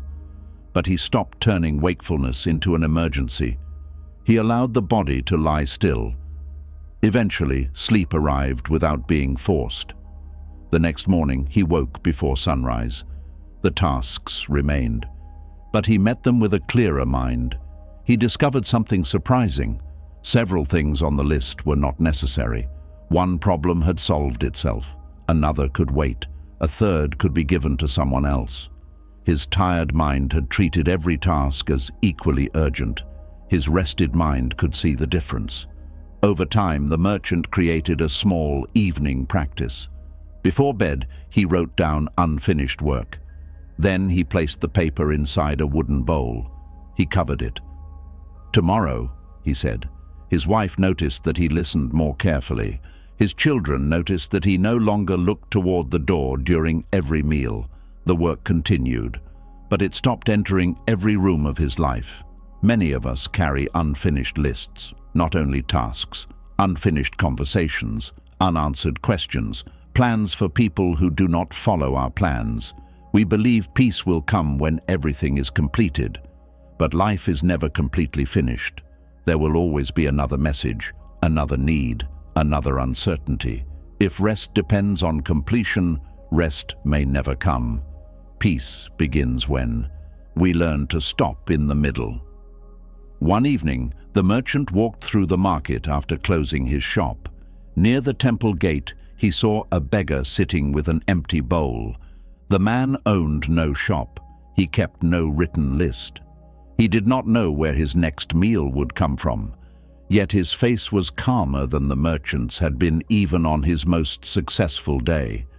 The merchant wondered how someone with so little could rest so deeply. The beggar lifted his eyes and said, "Tonight, I have enough." The merchant looked into the empty bowl. It contained nothing. The beggar placed a hand over his heart. "I still have one breath." And that is where the next story begins. The merchant had spent years trying to finish everything before allowing himself to rest. The beggar at the temple gate had nothing finished and almost nothing owned. Still, he knew how to receive one breath as enough. We begin with a man who possessed only what could not be stored. Wherever fear is asking how you will survive everything ahead, this story is for you. The beggar's name was Tissa. He had not always lived beside the temple gate. Years earlier, he had been a potter. He had a small home, a wife and a son. His hands were strong. Villagers came from far away to buy his bowls and water jars. He believed his life was secure. Then a fire moved through his part of the village. It began in a cooking shelter and spread quickly through the dry roofs. Tissa lost his home. He lost his tools. His wife and son survived, but the smoke damaged his wife's lungs. For months, he used every coin he had to buy medicine. Still, she died. His son later traveled south to find work. No message came back. Tissa searched for him until his money was gone. At last, he arrived at the temple carrying only an empty bowl. He sat near the gate because he had nowhere else to go. At first, he was filled with anger. He had worked honestly. He had cared for his family. He had harmed no one. Still, life had taken almost everything. Each morning, he compared himself to the people entering the temple. They had clean clothes. They had families. They carried food to offer the monks. He carried hunger. He began to believe that his life had become smaller than theirs. We recognize this. Loss can make us look at other lives and ask why they were protected, why their home remained, why their body stayed healthy, why their family stayed together. We see only what they are carrying outside. We do not see what is breaking inside them. One morning, an elderly monk came through the gate. Tissa held out his bowl. "I have nothing," he said. The monk stopped. "Nothing?" "Nothing." The monk sat beside him. "Are you breathing?" Tissa became angry. "Breath will not feed me." "No, but without it food cannot help you." The beggar turned away. The monk asked, "What do you have in this moment?" "Hunger." "What else?" "Pain." "What else?" Tissa listened. He heard birds in the temple garden. He felt sunlight on his hands. He noticed air entering his nose. "A breath," he said bitterly. The monk nodded. "Stay with that one." Tissa wanted a larger answer. He wanted a teaching that would restore his home, bring back his wife, find his son, fill his bowl. Instead, the monk gave him one breath. It seemed almost insulting, but Tissa had nowhere to go. So he sat. He followed one breath entering, then one breath leaving. For those few moments, he was not standing inside the fire. He was not beside his wife's final bed. He was not searching an endless road for his son. He was sitting at the temple gate, hungry, grieving, alive. The next breath arrived, then another. The monk said, "The mind suffers the whole life at once. The breath asks us to live only this moment." Tissa looked at him. "My future is empty." "Then do not live all of it this morning." "How will I survive?" "Begin with this breath, then meet what comes after it." The monk was not promising that everything would become easy. Buddhist practice is not a promise that good people will avoid pain. It is a way of meeting pain without allowing the mind to multiply it endlessly. Tissa's hunger was real, but his mind added years of imagined hunger. His loneliness was real, but his mind told him he would be alone in every future moment. His grief was real, but his mind returned him to every loss as if it were happening again. The breath did not remove these things. It gave them a boundary. This pain is here now. This breath is also here now. Tissa began using the practice when fear became too large. When no one placed food inside his bowl, he felt one breath. When he thought about his son, he felt one breath. When the night became cold, he felt one breath. Sometimes he whispered, "This one is enough for now." People eventually began noticing him. Not because. He begged loudly. He rarely called to anyone. He sat quietly near the gate. When people offered food, he bowed. When they offered nothing, he still bowed. A wealthy woman once asked him, "How can you be grateful when your bowl is almost empty?" Tissa answered, "Because gratitude belongs to what is here. Worry belongs to what is missing." He did not pretend hunger was pleasant. When he needed food, he asked. When rain came, he searched for shelter. When he became ill, he accepted medicine. Being present did not mean refusing help. It meant not adding tomorrow's fear to today's need. One afternoon, the sleepless merchant sat beside him. "You said you had enough because you had one breath," the merchant said. "But one breath disappears immediately." "Yes.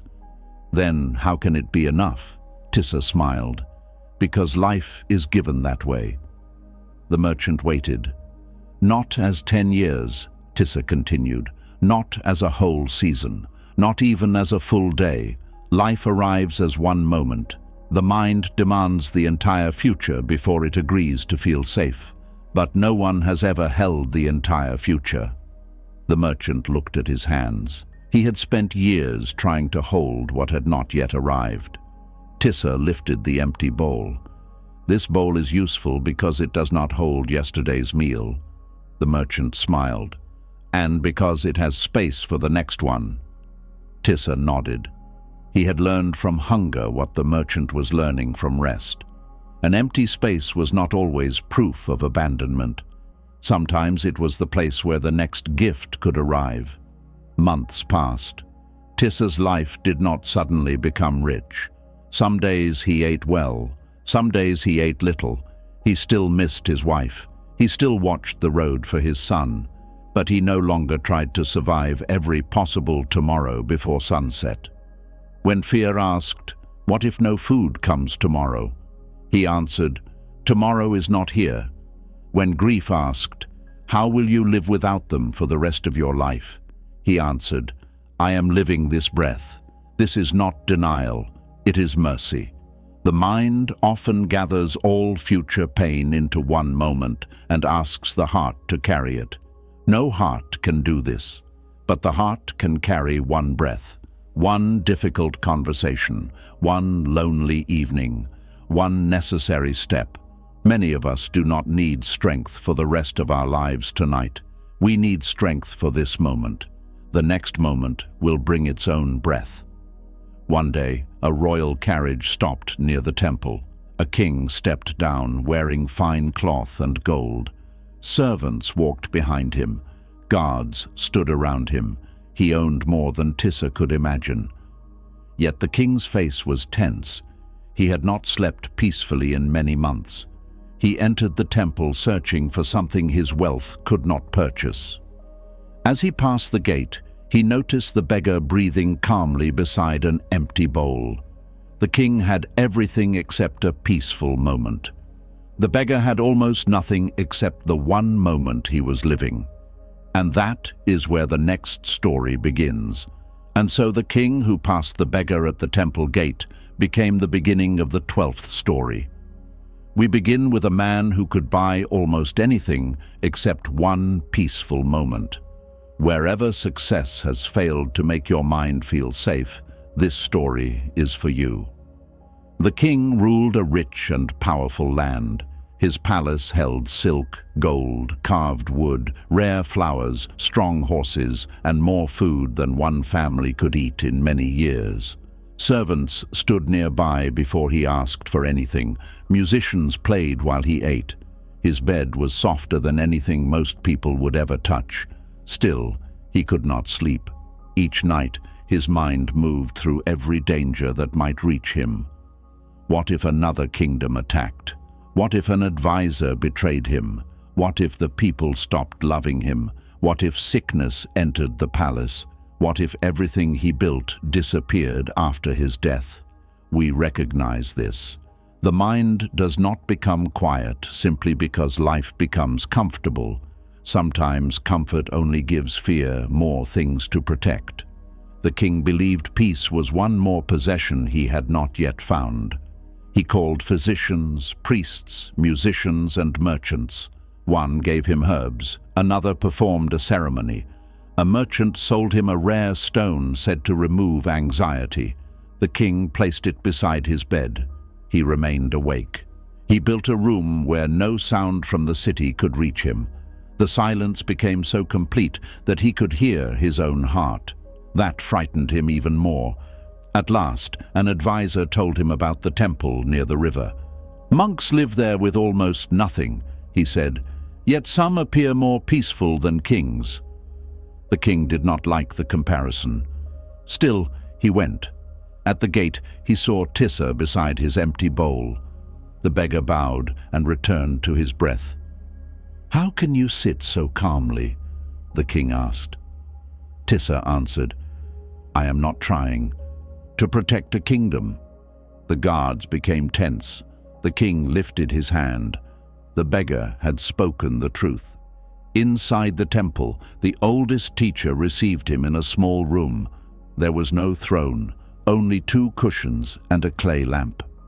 "I have come to buy peace," the king said. The teacher smiled. "What will you pay?" "Anything." "Then give me everything you fear losing."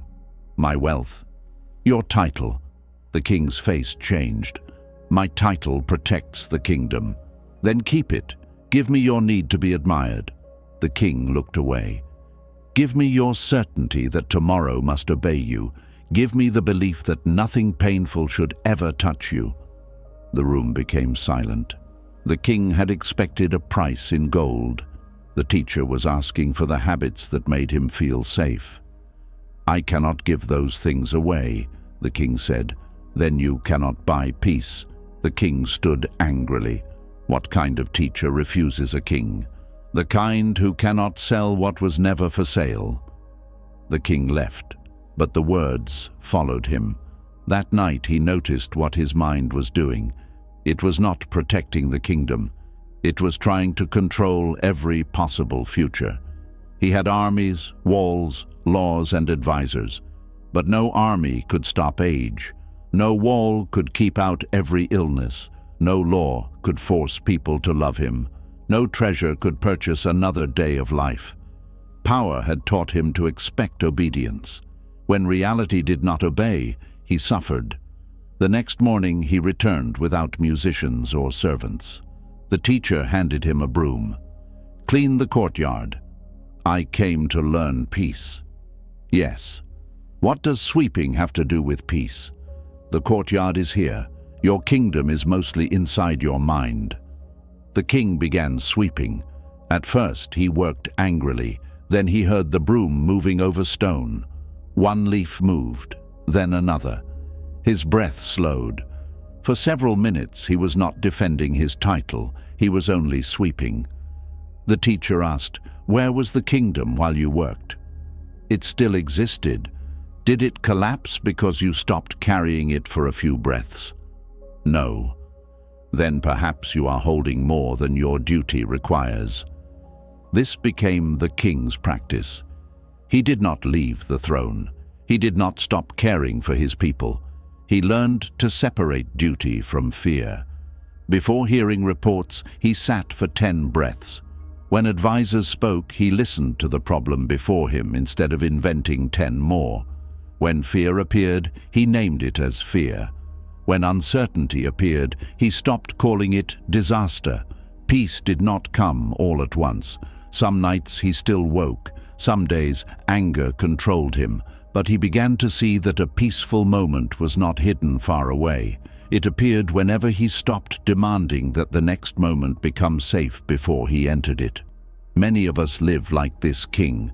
We collect money, praise, plans, and achievements. We believe one more thing will finally make the mind rest.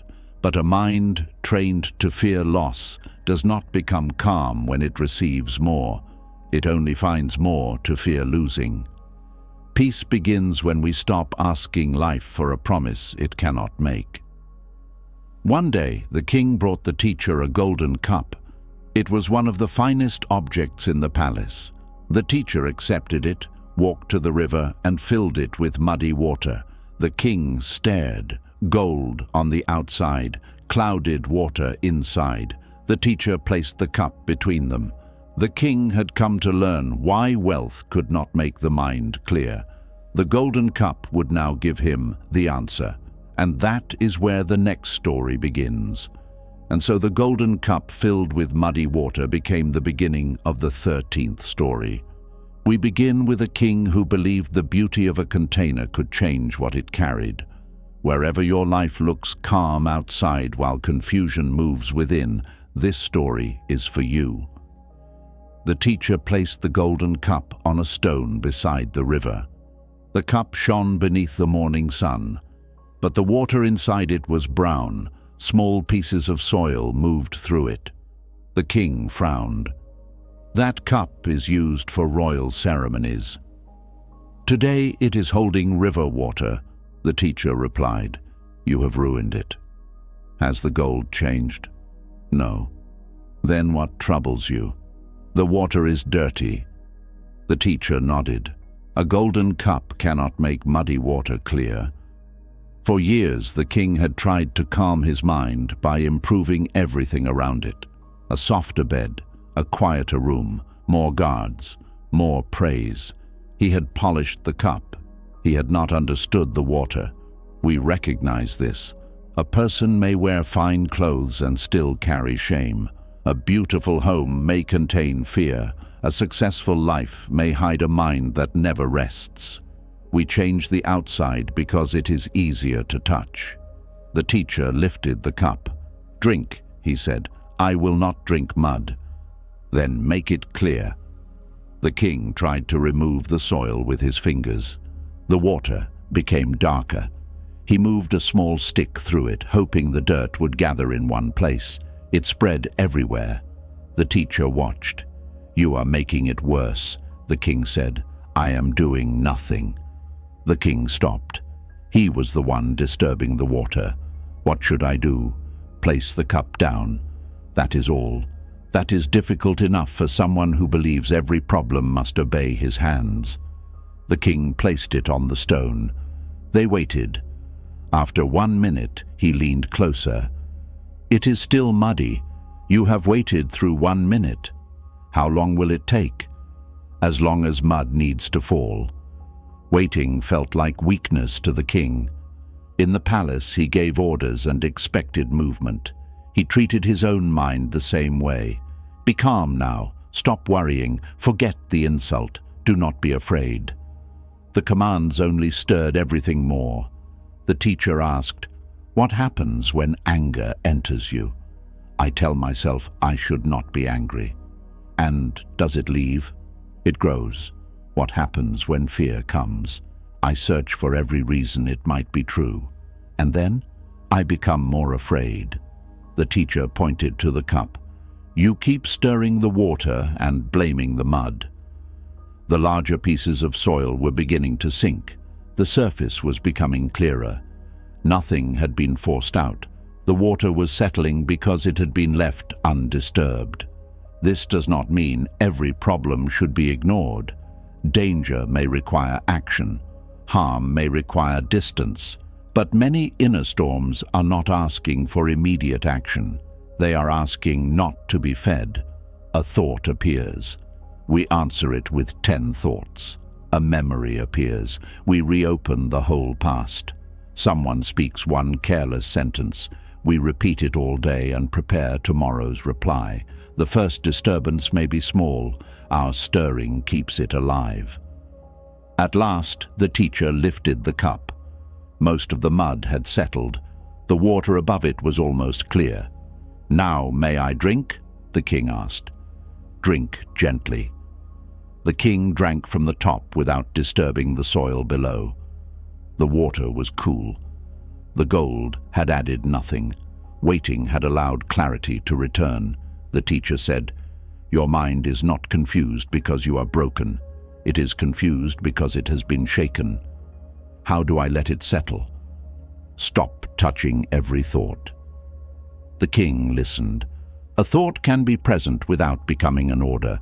A feeling can be present without becoming who you are. Anger can rest at the bottom of the cup while you choose not to drink from it. The teacher gave him a practice. When disturbed, he would wait for 3 breaths before speaking. If anger remained, he would wait for 10. If a decision was not urgent, he would allow 1 night to pass.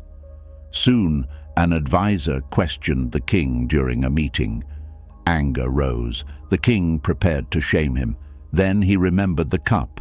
First breath, heat in the face. Second breath, tightness in the chest. Third breath. The anger remained, but it was no longer the only thing present. The king asked the advisor to explain. The advisor revealed a danger the king had not seen. Waiting protected the kingdom more wisely than anger. Many of us answer while the water is muddy. We send the message, make the accusation, end the relationship, believe the worst. Then clarity arrives after damage has been done. Pausing is not weakness. It gives wisdom time to become visible. The king kept the cup in a quiet room. Whenever his mind became disturbed, he looked at it and remembered that clarity was not always created. Sometimes it returned when interference stopped. Months later, a young novice entered the room. He lifted the cup carelessly and mixed the mud again. The king did not become angry. He smiled and placed it back on the table. The novice stared at the moving water. He had been fighting his thoughts for many months. Now he would learn what the cup had taught the king. He would learn to let the water settle. And that is where the next story begins. And so the novice who disturbed the golden cup became the beginning of the 14th story. We begin with a young monk who wanted peace so badly that he would not allow peacetime to arrive. Wherever you keep checking whether you are calm yet, this story is for you.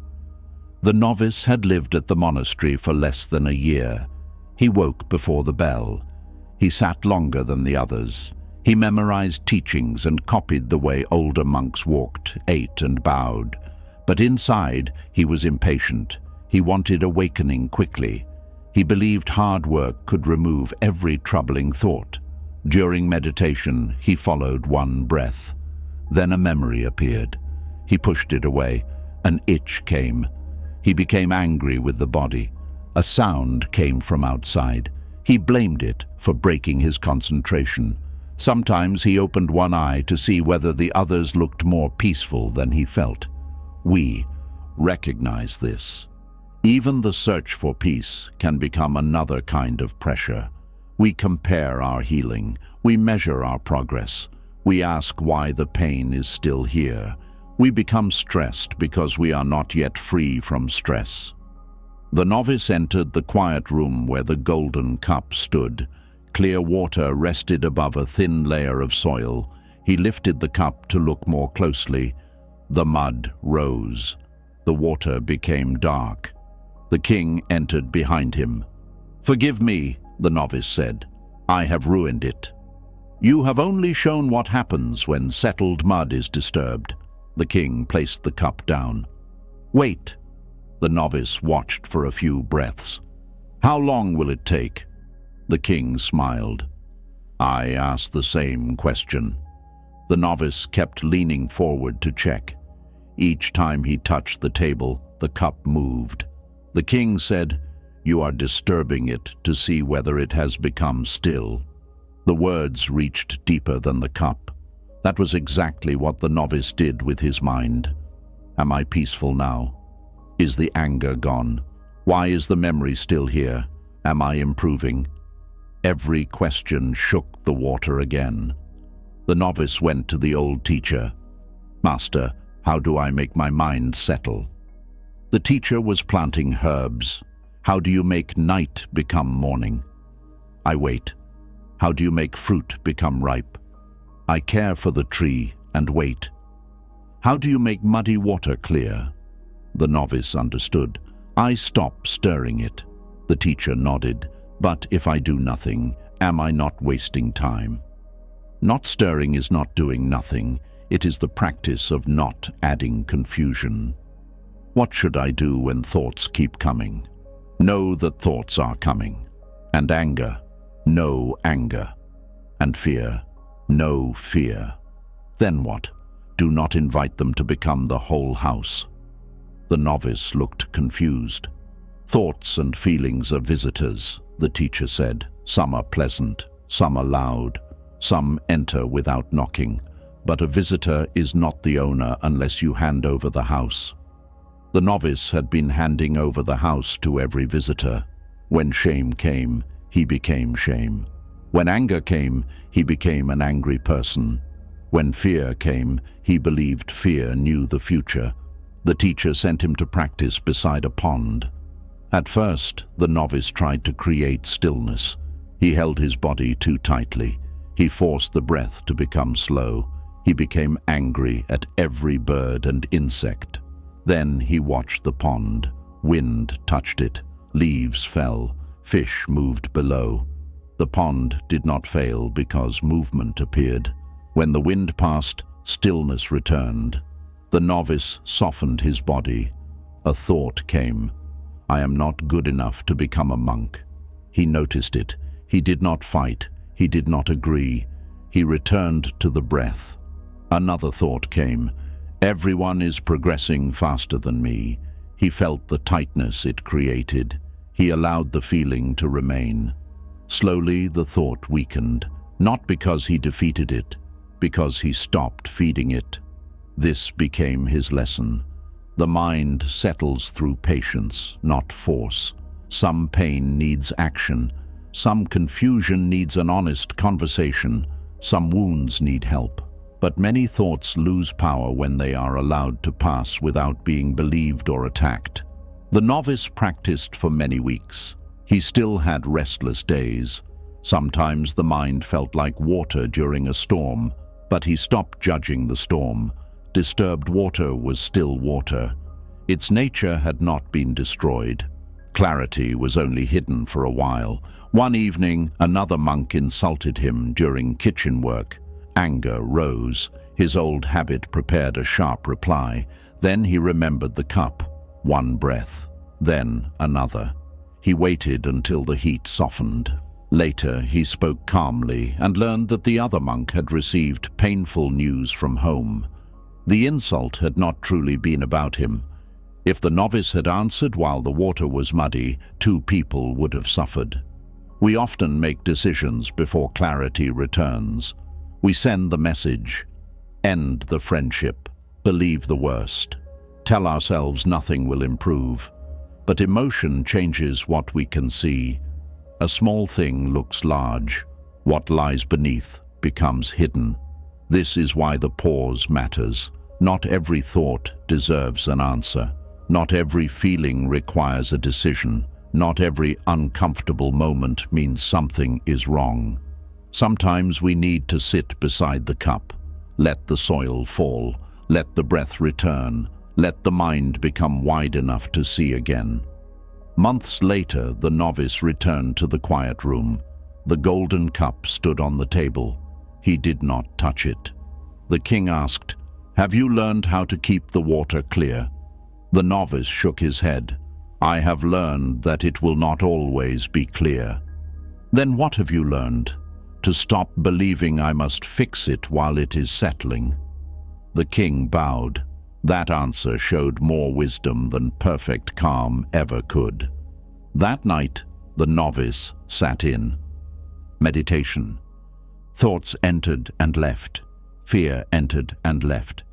A memory remained for a while, then changed. He treated each one like a guest.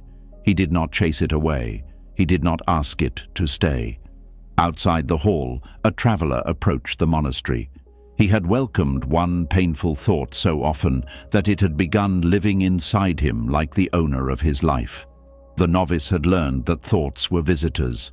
The traveler would now learn that no guest stays forever unless we keep serving it, and that is where the next story begins.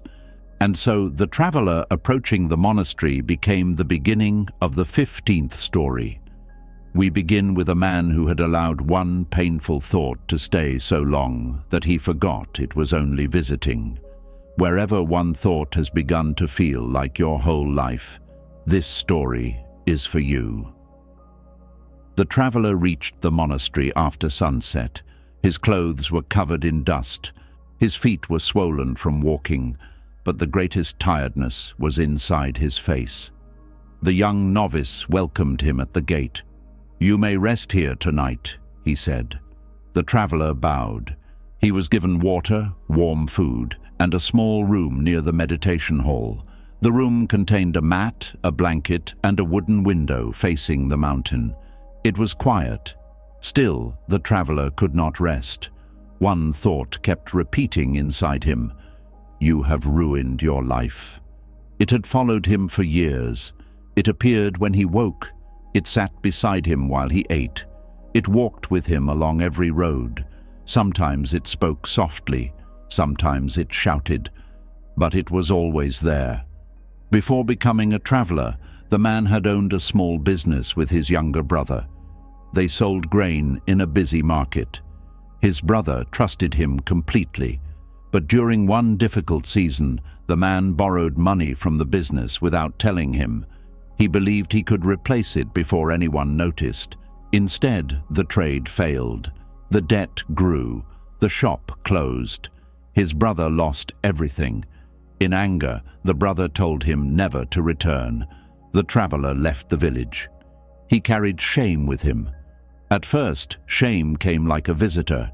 It entered after he remembered what he had done. Then he began feeding it. He repeated the mistake every morning. He called himself dishonest, weak, unworthy. Soon, shame no longer needed the memory to enter. It had its own place inside him. We recognize this. A thought may begin with something true. I made a mistake. Then the mind changes it. I am the mistake.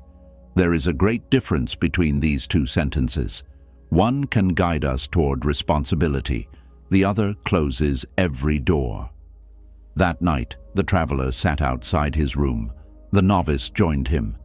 "You are tired," the novice said. "Yes." "Then why do you not sleep?" "My mind will not let me." "What is it saying?" The traveler looked down.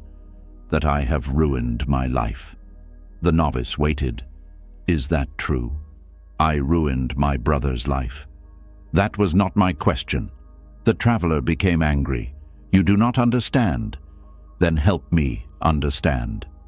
The traveler told him everything. He described the borrowed money, the failed business, his brother's anger, the years of wandering. When he finished, he expected the novice to turn away. Instead, the novice asked, "What did you do after the shop closed?" "I left." "Did you try to repay the debt?" "No." "Did you ask your brother what he needed?" "No." "Why?" "Because I believed I was too terrible to face him." The novice nodded. "Then shame did not repair the harm.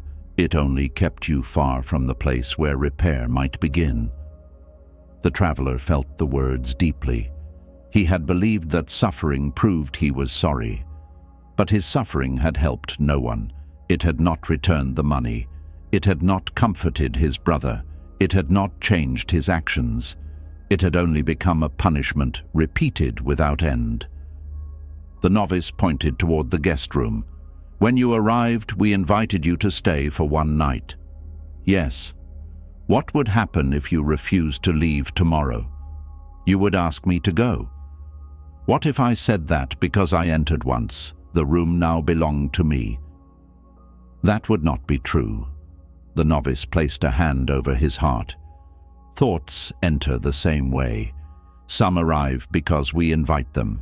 Some come without permission, but entering does not make them the owner." The traveler became quiet. "You have treated one thought like the owner of your life. How do I make it leave?" "First, stop serving it." The traveler did not understand. The novice continued. "Every time the thought says you have ruined your life, you give it another memory, another insult, another year of punishment. You prepare food for it. You make its bed. You ask it what else it needs." The traveler almost smiled. It sounded foolish when spoken aloud, but it was exactly what he had been doing. The novice told him to close his eyes. When the thought appears, say, "A guest has arrived." Do not argue, do not agree, notice it. The traveler tried. The thought came quickly. "You have ruined your life." His chest tightened. "A guest has arrived," he whispered. The thought continued. "Your brother hates you. You can never return." The traveler felt the old urge to follow. Instead, he noticed his breathing. He noticed the stone beneath his hands. He noticed the cool night air. The thought remained, but for the first time it was not the whole room. There was also breath. There was also darkness. There was also the novice beside him. The thought was present. The traveler was present too. This is mindfulness, not forcing the guest outside, not pretending the guest is kind, simply remembering that the house is larger than the visitor. The next morning, the thought returned. The traveler greeted it the same way. "A guest has arrived." He ate breakfast without discussing his whole life with it. He helped sweep the courtyard. He carried water. The thought spoke. He continued living. Over several days, he noticed that shame grew strongest when he sat alone feeding it. When he acted with honesty and care, it became quieter. The novice told him, "A useful guest brings a message and leaves." "What message does shame bring?" "That I harmed someone." "Then listen to the message. Do not give the messenger your entire house." The traveler understood. His mistake asked for responsibility, not endless self-hatred. So he made a decision. He would return to his brother's village. He did not know whether his brother would forgive him. He did not know whether the debt could be repaired, but he would stop using shame as a reason to avoid doing what was right. Before leaving, he asked the novice, "What if the thought follows me?" "It probably will." "Then what have I learned?" "That you do not have to carry its bags." The traveler smiled. Many of us live with guests we never asked to stay. Fear, regret, old criticism, the voice of someone who once made us feel small. A thought enters and says, "This is who you are." We forget to ask who gave it authority. A thought is not a ruler because it is loud. A memory is not the present because it still hurts. A feeling is not permanent because it has remained for many years. The traveler left the monastery with the thought still beside him, but he no longer walked behind it. He walked toward his brother. The thought came along as a guest, not an owner. As he followed the road down the mountain, the novice watched him disappear. Then he returned to the monastery and passed a small house beside the meditation hall. It had many doors. One door stood open for the morning light. Another opened toward the garden. The old teacher had built it to teach the monks something simple. A mind needs a door for every thought. Not so every thought can enter, so every thought can leave. And that is where the next story begins. And so the guest who was never asked to stay led us to the house with a door for every thought. We begin with a house that became unbearable because its owner knew only how to let things in. Wherever thoughts enter your mind but seem unable to leave, this story is for you. The house stood near the edge of the monastery garden. It had once belonged to a wealthy village elder. When he died, his family gave it to the monks. Unlike most houses, it had many doors. One faced the rising sun. One opened toward the river. One led to the garden. Another faced the mountain path. The old teacher used the house when visitors came with troubled minds. One morning, a woman arrived at the monastery. Her name was Maya. She had spent years caring for everyone around her. She cared for her elderly father. She raised 3 children. She helped her neighbors. She remembered every promise, every need, every danger. People called her dependable. Inside, she was exhausted.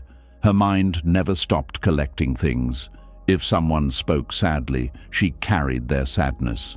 If her son made a mistake, she imagined his entire future being destroyed. If her father coughed, she feared death. If a neighbor looked unhappy, she wondered what she had done wrong. Every thought entered, none left. The old teacher brought her to the house. He opened the door facing the garden. "Come inside." Maya entered. The room was almost empty. A mat rested in the center. Sunlight moved across the floor. The teacher closed the door behind them. Then he walked to another door and opened it.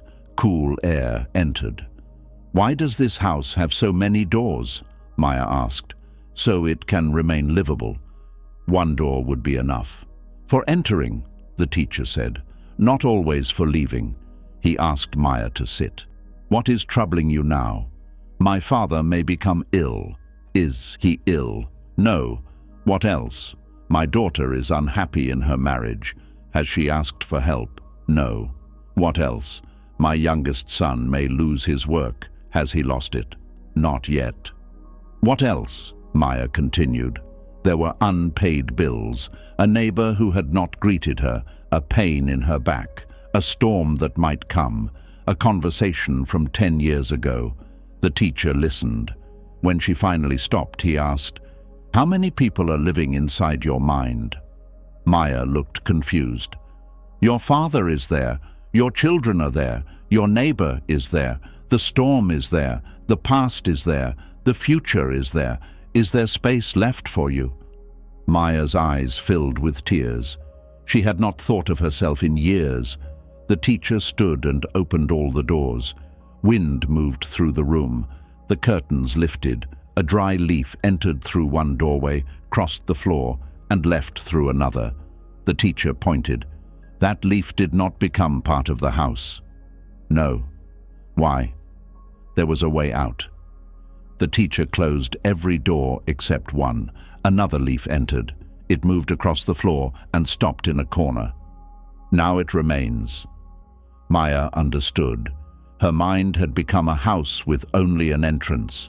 She accepted every worry, every responsibility, every possible future, but she never allowed anything to pass through. "How do I open the doors?" she asked. "By knowing what is yours to carry and what is only passing through." The teacher gave her 3 questions. Is this happening now? Is this mine to solve? Is there a useful action I can take? If something was not happening now, she could let the future remain closed. If it was not hers to solve, she could offer compassion without taking ownership. If no useful action existed, she could return to the breath. Maya tried. She thought about her father. Is this happening now? He was old, but he was eating breakfast at home. Is this mine to solve? She could care for him, but she could not control age. Is there a useful action? She could visit him that afternoon. The rest could leave. She thought about her daughter's marriage. Is this happening now? Her daughter had said she was having difficulties. Is this mine to solve? No. Maya could listen. She could not live the marriage for her. Is there a useful action? She could call and ask how her daughter wanted to be supported. Everything else was imagination. She opened a door. The thought could leave. This did not mean she stopped caring. It meant care no longer required her to become everyone's prison. Buddhist compassion is not carrying every person's suffering as if it belongs to us. Compassion says, I see your pain. I will help where help is possible, but I cannot control your path. Without wisdom, compassion becomes exhaustion. We drown beside the person we are trying to save. With wisdom, compassion becomes a steady hand. Maya stayed inside the house for most of the day. Whenever a thought entered, she named it. Planning, fear, memory, responsibility, guilt. She asked the 3 questions. Some thoughts brought useful work. Those she kept until the work was complete. Others were only passing visitors. Those she allowed to leave through the open door. At first, the same thought returned many times. What if your father dies? Maya did not become angry with it. She answered gently, he will die one day, so will I. Today he is alive. Today I can sit with him. The thought left, then returned. She opened the door again. A door may need to be opened more than once. This is practice.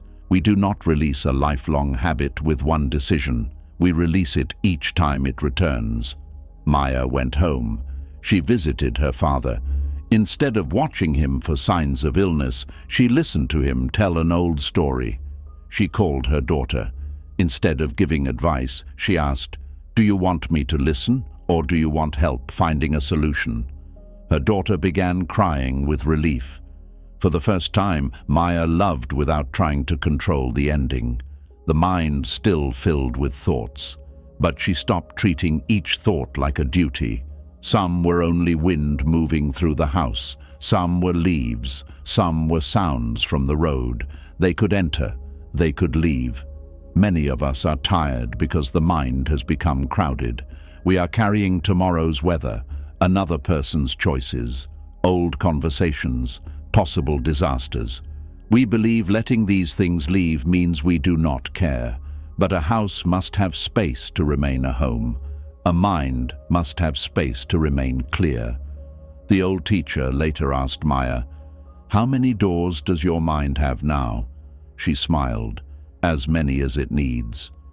One evening she returned to the monastery house. The sun had gone down. The room was dark. For a moment she felt afraid. Then the old teacher entered carrying a small candle.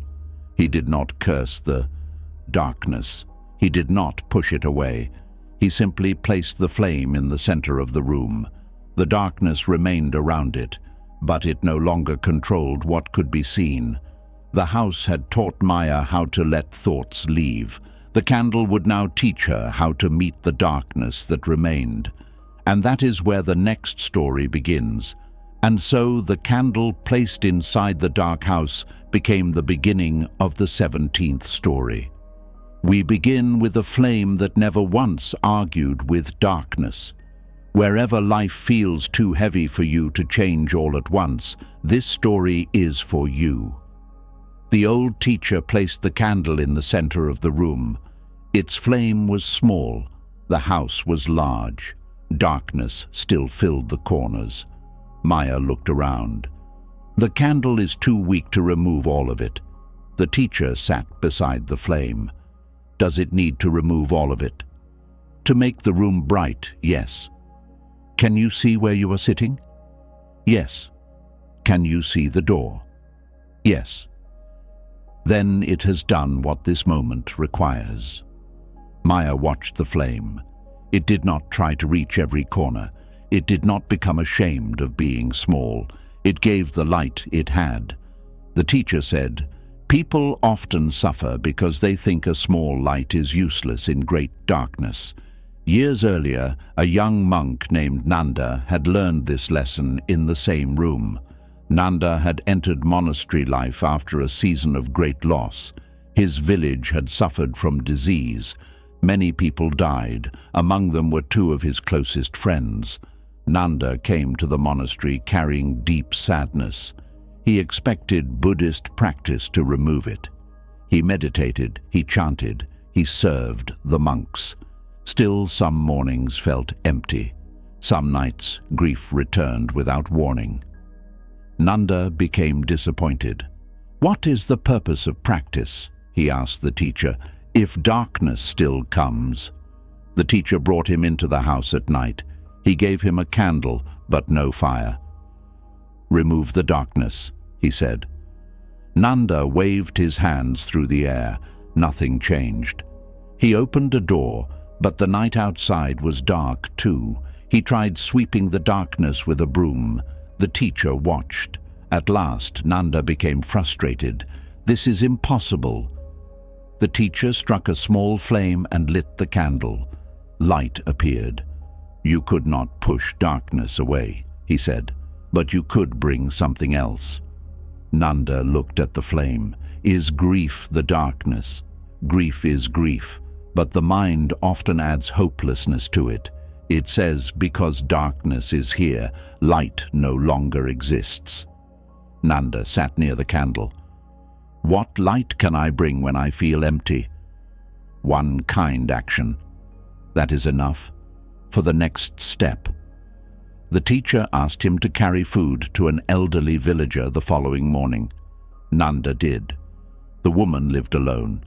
She invited him inside and told him stories about her childhood. Nanda listened. His grief did not disappear. But for 1 hour it was not the only thing inside him. The next day he repaired a broken fence. The day after that he helped a child learn to read. Each action was small. None changed the whole world, but each was a flame. We recognize the desire for a larger solution. When stress fills the mind, we want complete peace. When life falls apart, we want everything repaired immediately. When loneliness enters, we want someone to remove it forever. Because the answer is not large enough, we do nothing. But Buddhist practice often begins with what is small and present. One breath, one bowl washed carefully, one honest word, one moment of patience, one decision not to add harm. The candle does not wait until it can become the sun. It gives light now.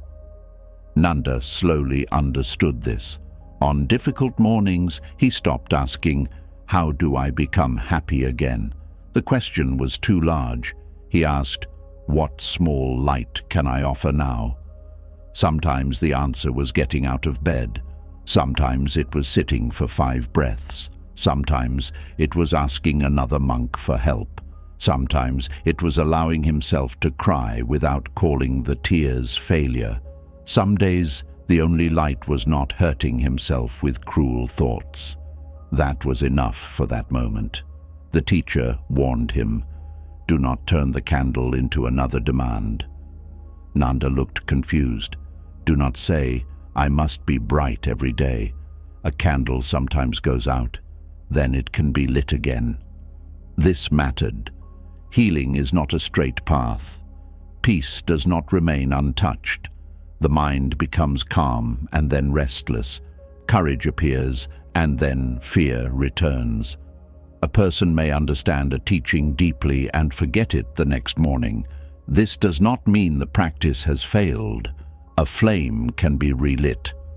Nanda began carrying a small candle during evening rounds. When he entered a dark room, he lit it. He noticed something simple.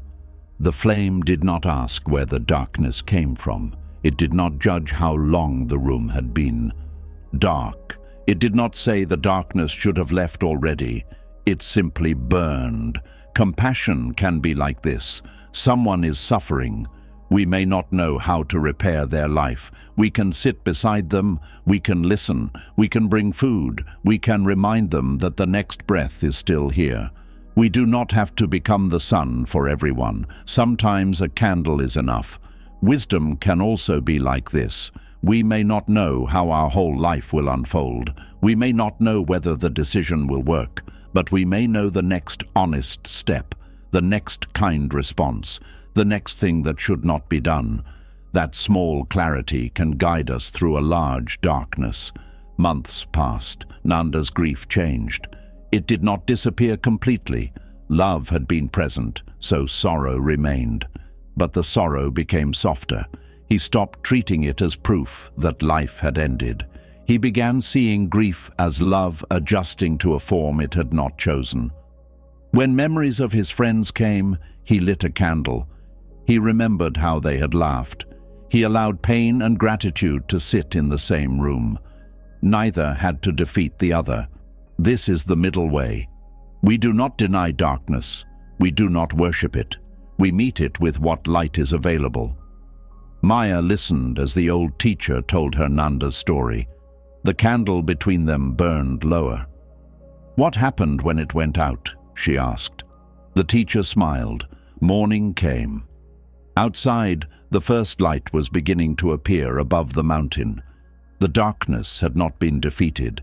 It had changed, because all things change. Even the longest night is impermanent. Even the heaviest thought moves. Even grief changes its shape. The candle teaches us to act while waiting for change. It says, you may not control the night, but you can choose what you bring into it. Many of us are standing inside darkness now, a problem without an answer, a loss without repair, a future that cannot be seen. The mind says nothing small will matter, but one calm breath matters. One compassionate action matters. One moment of refusing to believe the worst matters. The darkness may remain around us, but it no longer has every part of the room. As dawn entered through the open door, Maya looked toward the road. An old woman was walking slowly toward the monastery. For years, she had carried anger against someone who had harmed her. The anger had once protected her. Now it was consuming the little peace she had left. The candle had not fought the darkness. The old woman would now have to learn that releasing anger did not mean approving what had happened. It meant refusing to let the past keep burning inside her. And that is where the next story begins. And so the old woman walking toward the monastery became the beginning of the 18th story. We begin with a woman who had carried anger for so long that she could no longer remember who she was before it. Wherever an old wound is still deciding how you live today, this story is for you. The woman's name was Vimala. Many years earlier, her younger sister had taken something from her. Not money, not land, something harder to replace: trust. After their parents died, the sisters inherited a small house and a field. Vimala had cared for their parents during their final years. She cooked for them, washed their clothes, stayed awake through illness. Her younger sister lived in another village and visited only sometimes. When their father died, the sister secretly sold part of the field and kept the money. By the time Vimala discovered what had happened, the buyer had already taken possession. Vimala felt betrayed. She confronted her sister. They shouted. Her sister defended herself. She said she had debts. She said Vimala had already received more because she had lived in the family house. She said many things. None of them repaired the trust. Vimala told her never to return. The sisters did not speak again. At first, anger gave Vimala strength. It helped her survive the shock. It protected her from being hurt again. Whenever someone mentioned her sister, Vimala said, "That woman no longer exists to me." But inside, the sister existed every day. Vimala imagined arguments with her. She repeated what she should have said. She imagined her sister suffering and felt satisfied. Then she felt ashamed of that satisfaction. Years passed. Her sister moved far away. The field changed owners again. The money was spent. Still, the anger remained. We recognize this. Sometimes the person who harmed us leaves. The event ends, but we continue meeting it every day inside the mind. We believe we are holding the other person responsible, but the other person may be eating, sleeping, laughing, and living somewhere far away. We are the ones carrying the fire. Vimala became known as a hard woman. She trusted no one fully. When neighbors offered help, she searched for hidden reasons. When someone made a small mistake, she remembered her sister. When people spoke about forgiveness, she became angry. "Forgiveness is for people who do not understand betrayal," she said. Then one morning, a message arrived. Her sister was dying. A traveler had come from the distant village. "She has asked to see you," he said. Vimala's first answer was no. Her sister had made her choice. Let her die with it. But that night, Vimala could not sleep. She imagined the journey. She imagined her sister's face. She imagined refusing to go. Then she imagined arriving too late. By morning, she did not know what she wanted, so she walked toward the monastery. The old teacher met her near the gate. "I have been asked to forgive someone who does not deserve it," Vimala said. The teacher invited her to sit. "Who told you to forgive?" "My sister is dying." "That is not what I asked." Vimala became impatient. "Everyone says forgiveness brings peace." "Sometimes it does." "Then you believe I should excuse what she did?" "No." "Should I pretend it did not matter?" "No." "Should I trust her again?" "Not if trust is unsafe." Vimala looked confused. The teacher continued, "Forgiveness is often misunderstood. It does not turn wrong into right. It does not remove consequences. It does not require you to return to the same relationship." "Then what is it?" "It is putting down the hope that the past will become different." The words entered quietly. Vimala looked toward the mountain. For years, part of her had been waiting for her sister to return the field, waiting for a perfect apology, waiting for the past to admit that Vimala had been right. Because none of this happened, she kept the wound open. "My anger protects me," she said. "From what?" "From being hurt again." "Does it protect you from your sister now?" Vimala had not seen her in years. "No." "Then perhaps it once protected you. Now it may only be protecting the wound from healing." Vimala felt tears rise. She had believed releasing anger would make the betrayal smaller. She had believed pain was the last proof that what happened mattered.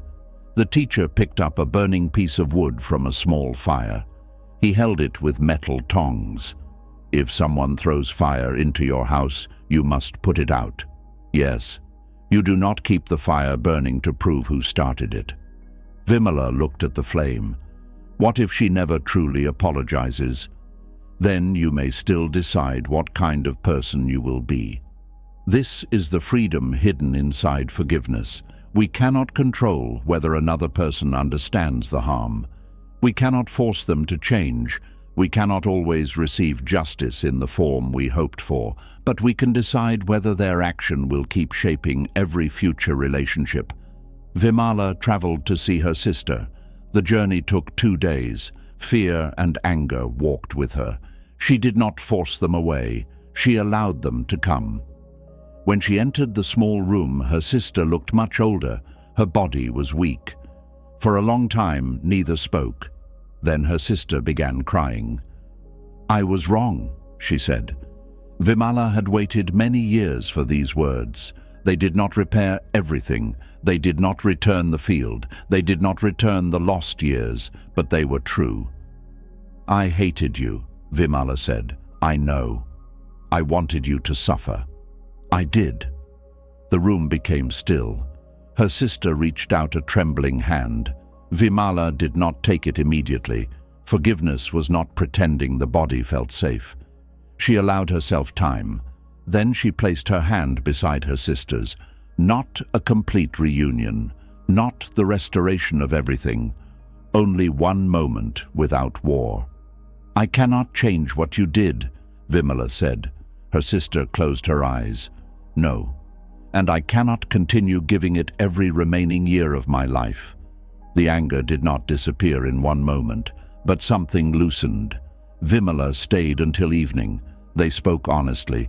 There were no beautiful words that repaired every wound. There was only truth, regret, grief, and a small opening where peace could enter. Her sister died several days later. Vimala returned home carrying sadness. But the old fire had changed. She still remembered the betrayal. She still believed it was wrong, yet she no longer used the memory to burn every person who came near her. Many of us are waiting to release anger until the person deserves forgiveness. But release is not always a gift given to them. Sometimes it is a door opened for ourselves. We can remember clearly, set boundaries, name the harm, ask for justice, and still refuse to let hatred become our permanent home. Months later, Vimala climbed the mountain above the monastery. She expected the climb to feel heavy. But when she reached the top, she noticed something strange. The mountain carried trees, stones, animals, paths, rain and snow. Yet it complained about none of them. Everything rested upon it. Nothing became a burden inside it. Vimala had put down her final grudge. Now the mountain would teach what it meant to carry life without being crushed by it. And that is where the next story begins. And so the mountain above the monastery became the beginning of the 19th story. We begin with a mountain that held many things, but called none of them a burden. Wherever responsibility has become too heavy for your heart, this story is for you. The mountain had stood beside the valley longer than anyone could remember. Villages had risen beneath it. Families had lived and died. Forests had grown, burned, and returned. Rain had cut paths through stone. Travelers had crossed its slopes. Still, the mountain remained. People looked at it and said, "It carries the forest. It carries the snow. It carries the monastery." But the mountain never said, "This is too much." An older monk named Pala lived in a cave halfway up the mountain. Villagers often visited him because he was known for his calmness. One day, a father climbed the path to see him. The man's name was Dhamma. He had 5 children. His wife had become ill. His mother lived with them and needed constant care. The family farm had produced little that year. Every person looked to him for answers. Dhamma believed he had to remain strong. He did not tell anyone when he was afraid. He did not rest. He woke before sunrise. He worked until night. When his body began to ache, he ignored it. When anger rose, he hid it until it exploded over small things. Then he hated himself. "I'm carrying everyone," he told the monk. Pala looked toward the mountain. "Are you? Who else will feed them? Feeding them is your responsibility. Then I am carrying them." The monk shook his head. "You are caring for them. That is not the same thing." Dhamma became frustrated. "It feels the same. Because you have added what is not yours." The monk asked him to empty the bag he had brought. Inside were rice cakes, a water jar, rope, a knife, 2 blankets, tools, and several stones his youngest child had placed there. "Why are you carrying these stones?" Pala asked. "My daughter collects them." "Do you need them on the mountain?" "No." "Then why did you bring them?" "I did not check the bag." The monk placed the stones on the ground. Dhamma lifted the bag again. It was lighter.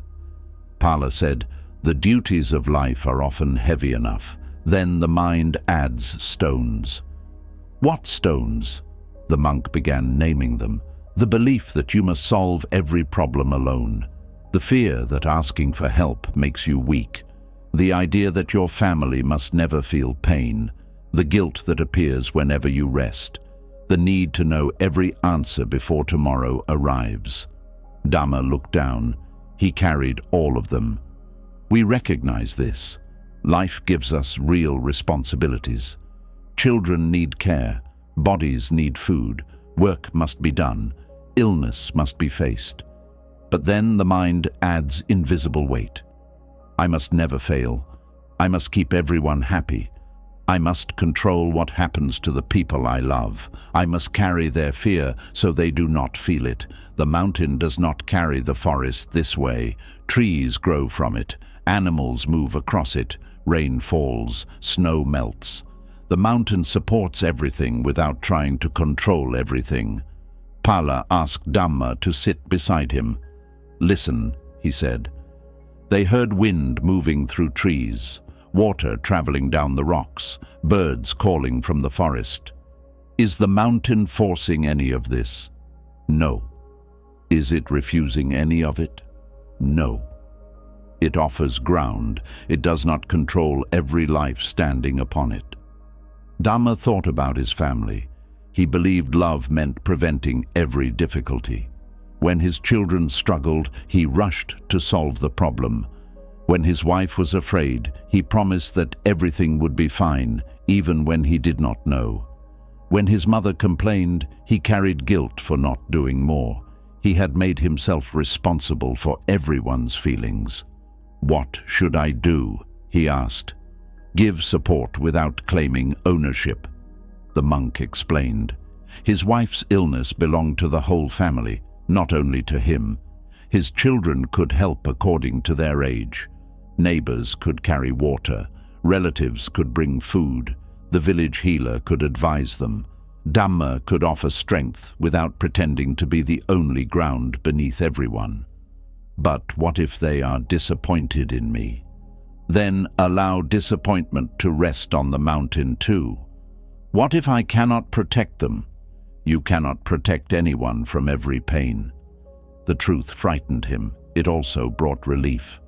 The monk continued, "You can love them, feed them, guide them, sit beside them, but you cannot live their lives for them." Dhamma stayed on the mountain until sunset. Before leaving, Pala asked him to carry one large stone down the path. The stone was heavy. After a short distance, Dhamma began breathing hard. "Why am I carrying this?" he asked. "You tell me. You gave it to me, and you accepted it without asking whether it was necessary." Dhamma placed it down. The monk smiled. "Not every weight offered to you belongs in your hands." Dhamma returned home. The next morning, he called his family together. For the first time, he told them the truth. "I am afraid," he said. "I am tired. I need help." He expected them to lose confidence in him. Instead, his oldest son offered to care for the animals. His daughters began preparing meals together. A neighbor helped repair part of the roof. His wife said, "I was worried because you acted as though nothing touched you." Dhamma understood that hiding his burden had not protected them. It had only made them feel far from him. He began resting for a short time each afternoon. At first, guilt appeared. The mind said, "A good father should be working." He answered, "A tired father can become an angry father." Rest allowed him to return more gently. Not every problem disappeared. His wife remained ill. The harvest remained small. His mother still needed help. But Dhamma stopped carrying the future of the entire family in every breath. He met one duty at a time: food for today, medicine for this evening, a conversation with this child, a repair to this wall. This is how the mountain carries, not by lifting the whole world into one moment, by offering steady ground to what is here. Buddhist practice does not ask us to abandon responsibility. It asks us to release the self that says, everything depends on me. We are connected. Every meal contains the work of rain, soil, farmers, animals, transporters, and hands. No one lives alone. No one succeeds alone. No one should have to suffer alone. Months later, Dhamma returned to the mountain. His life was still difficult, but he walked more lightly. Pala asked, "Are you still carrying your family?" Dhamma smiled. "I am walking with them." The monk nodded. That was the difference. Many of us believe being strong means becoming a mountain for everyone, but even mountains are supported. They belong to the earth. They receive rain. They are shaped by wind. Their strength is not separation. Their strength is connection. That evening, clouds covered the valley. Dhamma walked down the path. Pala remained alone on the mountain. He sat outside his cave and listened.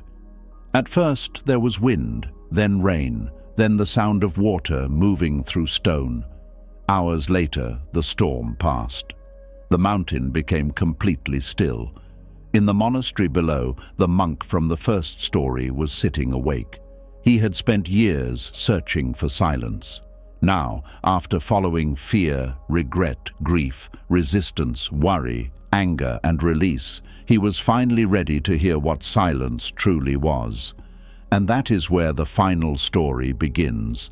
And so, the stillness of the mountain became the beginning of the 20th and final story. We return to the monk who once believed peace meant having no thoughts. Wherever you have searched far away for something already waiting inside you, this story is for you. Many years had passed since the monk first entered the monastery. He was no longer the frightened young man who fought every thought.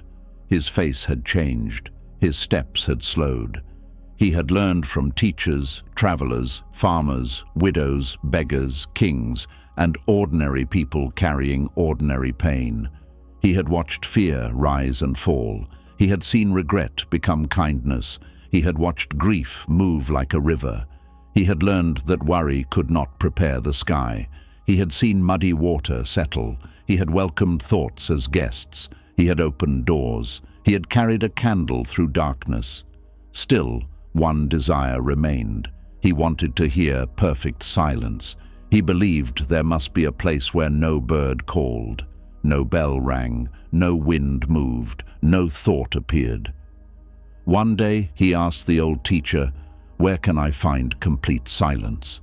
The teacher was now very old. He smiled. "You have been asking the same question for many years. I understand thoughts better now, but I want to know silence itself." The teacher pointed toward the mountain. "Go to the highest cave. Stay there for 7 days." The monk climbed before sunrise. The path was difficult. He passed the field beneath the moon. He crossed the river that released every leaf. He saw the village that had once feared the storm. He continued until the monastery disappeared below him. At last, he reached the cave. It seemed silent. The monk sat. Then he heard dripping water. He moved farther inside. He heard wind entering through a crack. He covered the crack with cloth. Then he heard his breathing. He slowed it. Then he heard his heartbeat. He became frustrated. Even inside the mountain, silence escaped him. That night, thoughts came. "You have failed. You have wasted years." A true monk would be calm by now. He recognized the old visitors. He did not serve them. He returned to listening. The next day, rain fell. The cave filled with sound. The monk became angry. He had come for silence. The mountain gave him thunder. On the third day, insects entered. On the fourth, wind moved through the trees. On the fifth, memories appeared. His childhood, his family, the day he entered the monastery, the first bell he heard. Every sound seemed to stand between him and what he wanted. We recognize this search. We believe peace will begin when the children become quiet, when the neighbor stops making noise, when the work is finished, when the body stops hurting, when the mind stops thinking. We place peace after every condition has changed, so peace remains in the future. On the sixth night, the monk stopped trying. He was too tired. Rain struck the mountain. Water moved through the cave. His heart beat. Thoughts appeared. He allowed all of it. He did not call the rain noise. He did not call the breath a disturbance. He did not call thought an enemy. He simply listened. Then something changed. The sounds did not disappear. The struggle disappeared. Inside the rain, there was silence. Inside the breath, there was silence. Even inside thought, there was a quiet space that did not need thought to stop. The monk finally understood. Silence was not the absence of sound. It was the absence of resistance. He had spent years trying to remove everything from the moment, but silence was the moment when nothing needed to be removed. The rain could fall. The heart could ache, the mind could remember. Peace could remain beneath all of it. The next morning, he sat outside the cave. Clouds moved below him. Birds crossed the sky. The valley slowly became visible. He heard hundreds of sounds. None disturbed the silence. He laughed softly. For years, he had been like a person searching for water while standing in a river. On the seventh day, he returned to the monastery. The old teacher was waiting beside the bell. "Did you find silence?" he asked. "Yes." "Was the cave quiet?" "No." The teacher smiled. "Then where was it?" The monk placed a hand over his heart. "Not here as a possession, not somewhere I can hold. It appeared when I stopped arguing with what was here." The teacher lifted the wooden striker and rang the bell. The sound moved across the courtyard. Years earlier, the monk would have heard the bell as something breaking silence. Now he heard the sound rise from silence, live inside silence, and return to silence. The bell did not destroy peace, it revealed it. This is one of the deepest lessons Buddhist practice offers. Everything arises. Everything changes, everything passes, thoughts arise, feelings arise, bodies arise, relationships arise, whole lives arise, then each one changes, then each one passes. Silence is not something we reach after life stops moving. It is the wisdom that knows movement does not need to be feared. The monk continued living at the monastery. People came to him with restless minds. They asked how to stop thinking. He did not tell them to destroy thought. He asked them to listen. They asked how to escape stress. He did not promise a life without difficulty. He taught them to meet one breath. They asked how to release the past. He did not ask them to forget. He showed them how to stop striking the bell again. Sometimes he walked with visitors beside the river. Sometimes he took them to the empty field. Sometimes he placed muddy water in a cup and waited. The teaching changed according to the person, but the truth beneath it remained the same. You do not need to control every thought to find peace. You do not need to know the whole future to take the next step. You do not need to carry every person's life to love them. You do not need to approve of the past to release it. You do not need the darkness to disappear before lighting a candle. You do not need the world to become silent before hearing silence. Many of us have spent years waiting for peace to arrive after everything is settled. But life is never completely settled. There will be another change, another loss, another decision, another thought, another beginning. Peace is not found at the end of all these things. It is found in the way we meet them. One evening, the monk sat beneath the same tree where his practice had begun. The monastery bell rang. A bird moved through the branches. Wind touched his face. A thought appeared. Then it passed. Another thought came. It passed too. The monk did not follow. He did not fight. He listened. Beneath the bell, beneath the bird, beneath the wind, beneath every thought, there was something wide and quiet. Not empty in a lonely way, empty in the way the sky is empty, open enough to hold everything. The monk closed his eyes. He heard the final echo of the bell disappear, but the silence did not begin after the sound ended. It had been there before the bell. It had held the bell while it rang. It remained after the bell was gone, and the monk understood that his mind had always been like this. Thoughts were bells, fear was a bell, grief was a bell, stress was a bell. Each one rang, each one faded. The silence beneath them had never left. He smiled. For the first time, he did not need the mind to become silent. He had finally learned how to hear the silence inside the mind. And that is where these 20 stories end. Not with a life free from thought, not with a world free from pain, but with one person sitting beneath a tree, breathing gently, allowing everything to arise, allowing everything to pass, and no longer carrying what the present moment had already released. And so the silence beneath the final bell became the beginning of the 21st story. We begin with a man who wanted to keep one peaceful morning from ending. Wherever you are afraid that calm will disappear as soon as life becomes difficult again, this story is for you.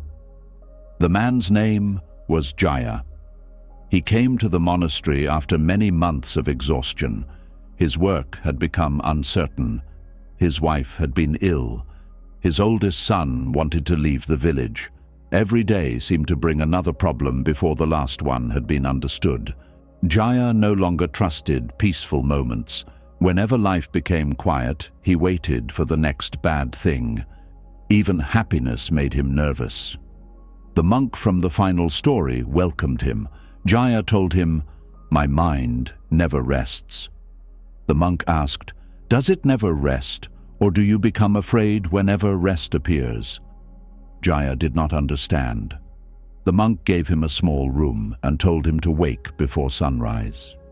The next morning, Jaya climbed the hill behind the monastery. The air was cool. Mist rested over the valley. Birds had not yet begun calling. Then the sun slowly appeared behind the mountain. Light spread across the fields. For a few moments, Jaya forgot his problems.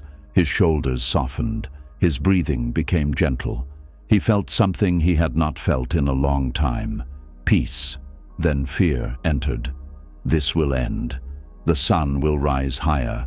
You will have to return home. Your problems will still be waiting. The peaceful moment immediately became painful. Jaya wanted to hold it. He looked around for something he could keep. He picked up a clay jar near the path and held it toward the sunlight. "What are you doing?" the monk asked from behind him. "I want to carry some of this morning home." The monk smiled. "Put the morning inside the jar." Jaya lifted the jar higher. Sunlight entered through the open top. He quickly covered it with his hand. "I have it." The monk asked him to look inside. Jaya removed his hand. The jar was dark. "The light escaped," he said. "Did it?" "Yes." The monk pointed toward the valley. The sunlight was everywhere. Jaya had tried to keep a small part of it and had created darkness inside the jar. We recognize this. Sometimes we experience a beautiful moment and immediately become afraid of losing it. We want a relationship to remain exactly as it is. We want the body to stay young. We want children never to leave. We want a peaceful season to continue forever. The fear of change enters the moment and steals the very peace we are trying to protect. Jaya looked at the jar. How can I keep peace if everything changes? You cannot keep it. Then what is the purpose of finding it?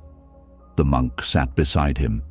You are treating peace like an object, something you must own before life can take it. What is it then?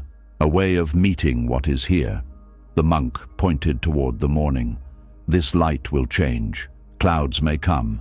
Night will return. But you do not need to trap the morning to receive it. Jaya listened. The monk continued. When joy comes, receive joy. When difficulty comes, receive difficulty with the same awareness. Peace does not mean that only pleasant things are allowed to arrive. Jaya thought about his life. Whenever his wife had a good day, he worried about her next bad day. Whenever his son sat beside him, he imagined the day the boy would leave. Whenever money entered the house, he feared it would not be enough. He had not been living inside the moments he loved. He had been preparing to lose them. The monk asked him to open his hands. Jaya held them before him. Sunlight rested on his palms. Can you feel the warmth? Yes. Now close your fists. Jaya did. Can you hold more light that way? No. An open hand receives. A closed hand tries to possess. Jaya opened his hands again. The morning did not belong to him. That was why he could experience it fully. This is the Buddhist teaching of impermanence. Everything we love changes. Every pleasant feeling changes. Every painful feeling changes. The body changes. The people around us change. Even the person we call ourselves changes from moment to moment. We often hear this and become sad. But impermanence is not only the reason things end. It is also the reason pain can soften. It is the reason a tired mind can become calm. It is the reason darkness becomes morning. If nothing changed, no wound could heal. No mistake could become wisdom. No frightened person could become brave. Jaya stayed at the monastery for several days.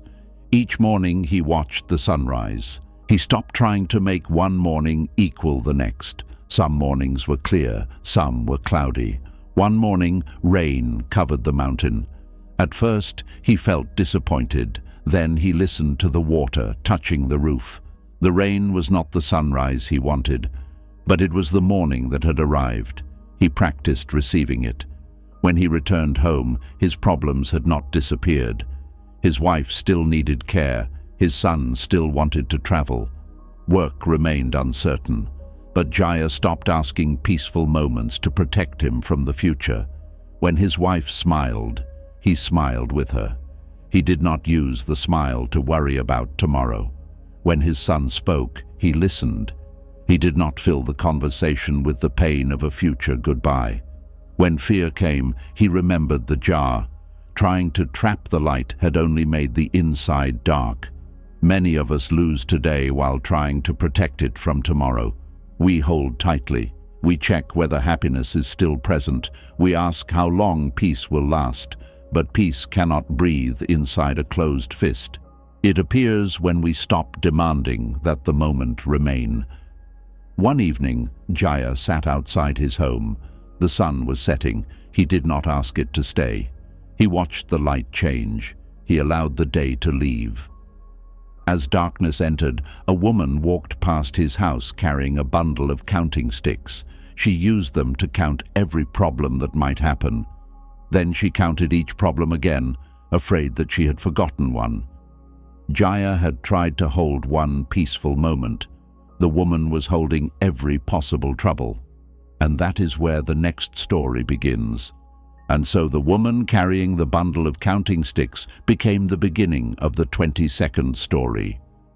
We begin with a woman who counted every trouble twice. Once when it happened, and once before it happened. Wherever your mind keeps checking danger because it believes fear will keep you safe, this story is for you. The woman's name was Rupa. She sold vegetables in the village market. Every morning she arranged baskets of beans, roots, leaves and fruit outside her small shop. She was careful. She counted every coin. She checked every basket. She locked her door each evening.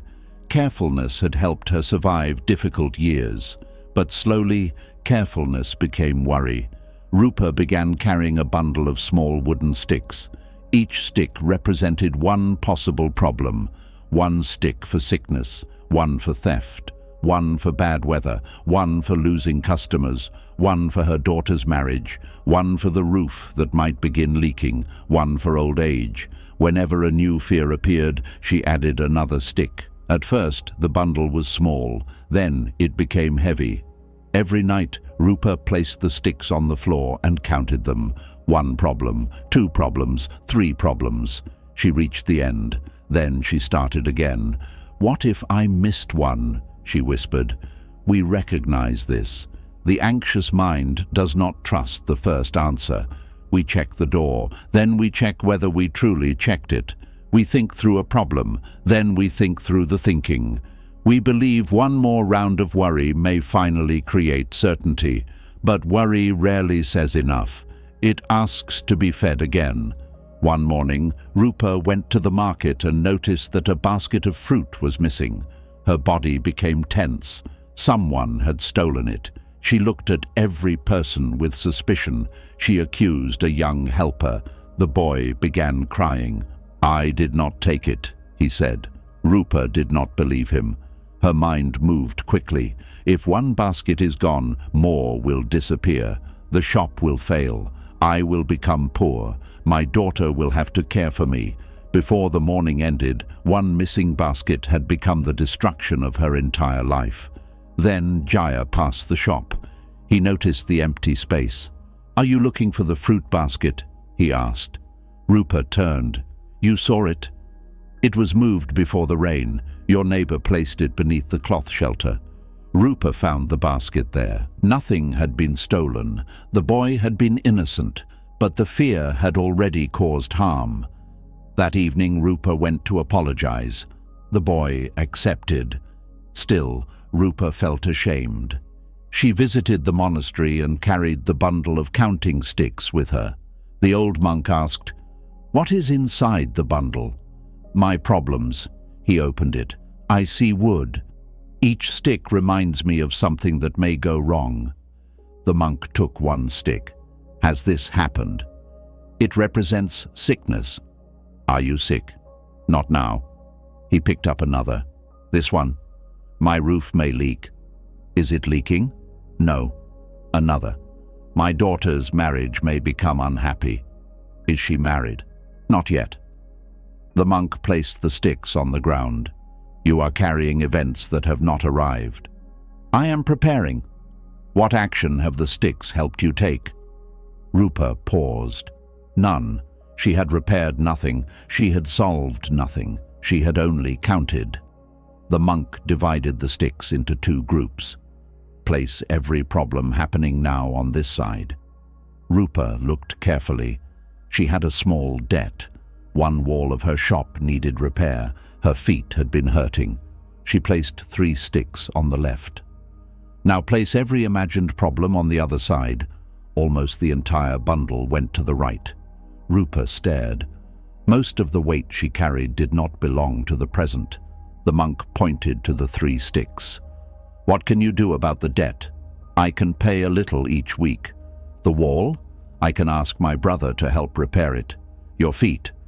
"I can rest after the market and visit the healer." The real problems created clear actions. The imagined problems created endless circles. This is the difference between wise concern and worry. Wise concern notices reality. It asks what can be done. Then it acts. Worry repeats danger without moving toward an answer. It creates the feeling of action while keeping us still.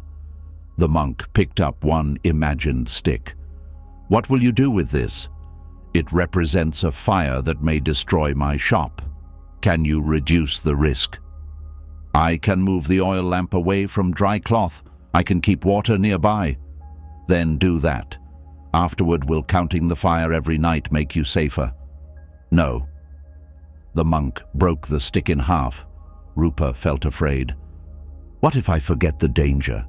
Wisdom remembers what to do. Fear remembers only what to fear. Rupa began changing her evening practice. Instead of counting every possible trouble, she asked 3 questions. What is happening? What can I do? What must I release until it becomes real? Some evenings there was useful work.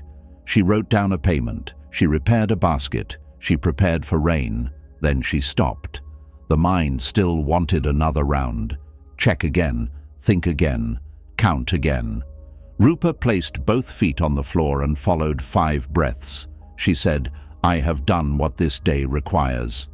At first, the words did not feel true, but she practiced. One night, wind shook the roof. Rupa's mind said, "The whole house may fall." She checked the roof once. It was strong. She returned to bed. Fear said, "Check again." She answered, "I have checked." The fear remained for a while. She did not treat its presence as proof of danger. Eventually, it softened. This was a new kind of courage. Not the courage to face a great disaster. The courage to stop checking when nothing more needed to be done.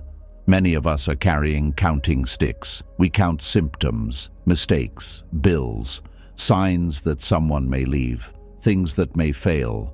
We believe worry proves love. A parent worries because the child matters. A worker worries because the job matters. A person worries about health because life matters. But love can act without torturing the mind. Care can prepare without rehearsing disaster. Months later, Rupa's bundle became smaller. She kept only a few sticks for tasks that required attention. When the task was complete, she removed the stick. One morning, she gave the remaining empty bundle to a young novice at the monastery.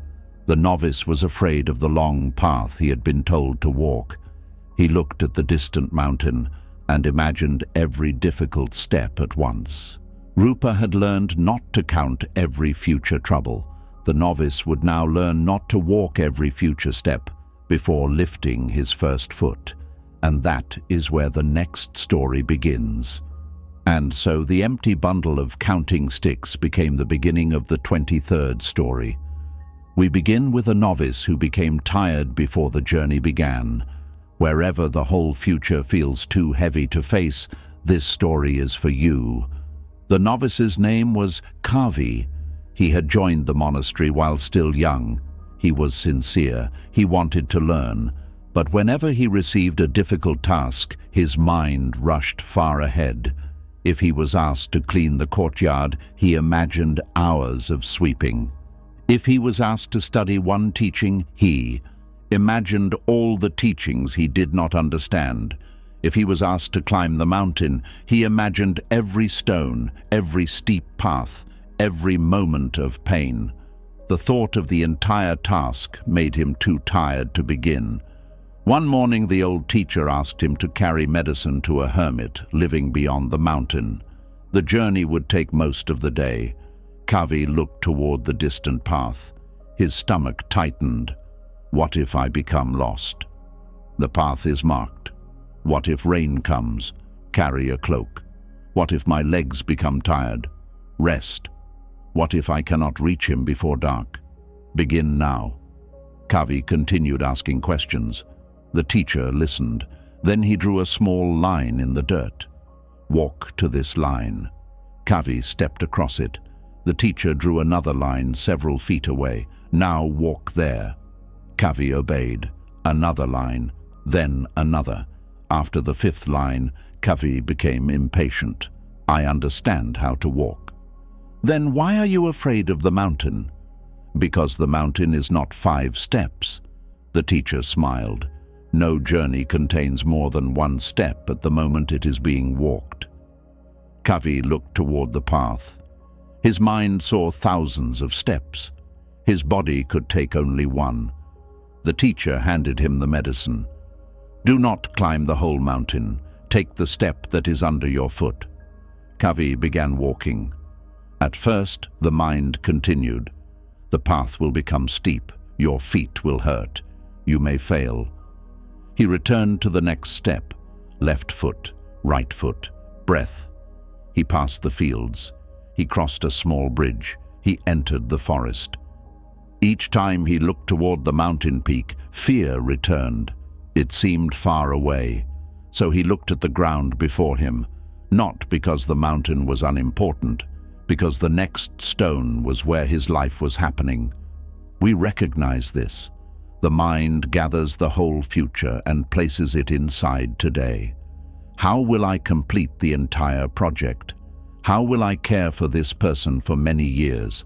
How will I recover from this loss? How will I live with uncertainty? How will I change my whole life? The questions become so large that we feel defeated before beginning, but no one completes a whole life in one moment. Life is lived through small actions, one meal, one phone call, one breath, one honest choice, one step. Halfway up the mountain, rain began. Kavi's fear said, "You knew this would happen." He placed the medicine beneath his cloak. He found shelter under a tree. He waited. The rain became lighter. Then he continued.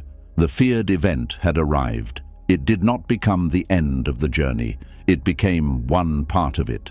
Later, his legs became tired. He sat on a rock. He ate a small piece of bread. His mind said, "You should not need rest." He remembered the teacher. If the legs become tired, rest. Rest was not leaving the path. It was part of walking it wisely. Kavi continued. Near the top, the path divided. He did not know which direction to take. Panic rose. I am lost. I will never arrive. Then he noticed a small mark carved into a tree. The teacher had said the path was marked. Kavi had been looking too far ahead to see what was near. He followed the mark. Before sunset, he reached the hermit's hut. The old man accepted the medicine and invited him to sit. "You look surprised to be here," the hermit said. "I thought the journey would be harder." "Was it easy?" "No." "Then what changed?" Kavi considered the question. "I stopped carrying the whole path." The hermit nodded. The whole path never asked to be carried. They drank warm water together. The next morning, Kavi began returning to the monastery. Going down brought different difficulties. Loose stones, tired muscles, fear of slipping. He met each one when it arrived. He did not turn tomorrow's path into today's weight. When he returned, the teacher asked, "How many steps did you take?" "I do not know." "Did you need to know before beginning?" "No." "Did the final step carry you up the mountain?"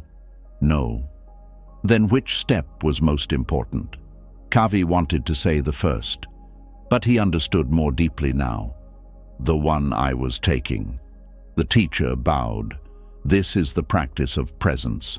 The first step matters because it begins. The final step matters because it completes. But the only step we can live is the one happening now." Kavi began applying this lesson to everything. When studying, he read one line carefully instead of fearing the entire book. When cleaning, he swept the piece of ground before him. When sadness came, he stopped asking how long it would remain. He met the sadness of that moment. When fear asked how he would face the rest of his life, he answered, "I am not facing the rest of my life now. I am facing this breath, this conversation, this decision, this step." This does not mean we never plan. A traveler should know the direction. A farmer should prepare for rain. A family should think about tomorrow. But direction is not the same as carrying the whole road. Planning points toward the path. Presence walks it. Many of us are exhausted by journeys we have not yet taken. We are already living through years of responsibility, years of illness, years of loneliness, years of work. The mind believes it is preparing us. Instead, it asks today's heart to carry tomorrow's weight. No heart is built for that, but the heart can carry one moment. Kavi became known for walking slowly. Other novices sometimes laughed. "You will arrive last," they said. He smiled. "Then I will arrive with the step I am taking." Years later, people came to him with large fears. He never told them that their journey would be easy. He did not promise that pain would disappear. He drew one line in the dirt, then another. "What must be done now?" he asked. Sometimes the answer was very small. Drink water, rest, apologize, ask for help. Wait one day, take one breath. The smallness of the action did not make it meaningless. A mountain is crossed through steps too small to look like a mountain. One evening, Kavi walked beside the monastery bell. The sun was setting. He heard the sound rise and fade. He remembered all the people whose lives had become teachings. The monk who fought his thoughts, the woman who carried yesterday, the widow beside the river, the boatman in the wind, the village before the storm, the farmer beneath the moon, the merchant with the unfinished list, the beggar with one breath, the king with the muddy cup, the woman who released her grudge. Each person had faced a different burden, but none had released it all at once. They released one thought, one fear, one object, one demand, one step at a time. Kavi continued down the path. The road ahead disappeared into darkness. He could not see where it ended. He did not need to. The ground beneath his next step was visible. For that moment, it was enough. These stories have shown us that peace does not begin when every problem disappears. It begins when we stop fighting every thought. Fear is a wave. Regret can become wisdom. Grief can move like a river. Worry cannot control the sky. Anger does not have to become our home. And even in darkness, one small light is enough for the next step. The mind will still produce noise. Life will still change. People will leave. Plans will fail. But you do not have to carry every moment after it has passed. Return to the breath. Release what is not yours. Meet only what is here. And remember, the silence beneath your thoughts has never left you. Before you go, leave one word in the comments for the burden you are ready to put down today. Fear, regret, anger, worry, or simply write, "I release it." And subscribe to the channel for more Buddhist stories that bring the mind back to peace.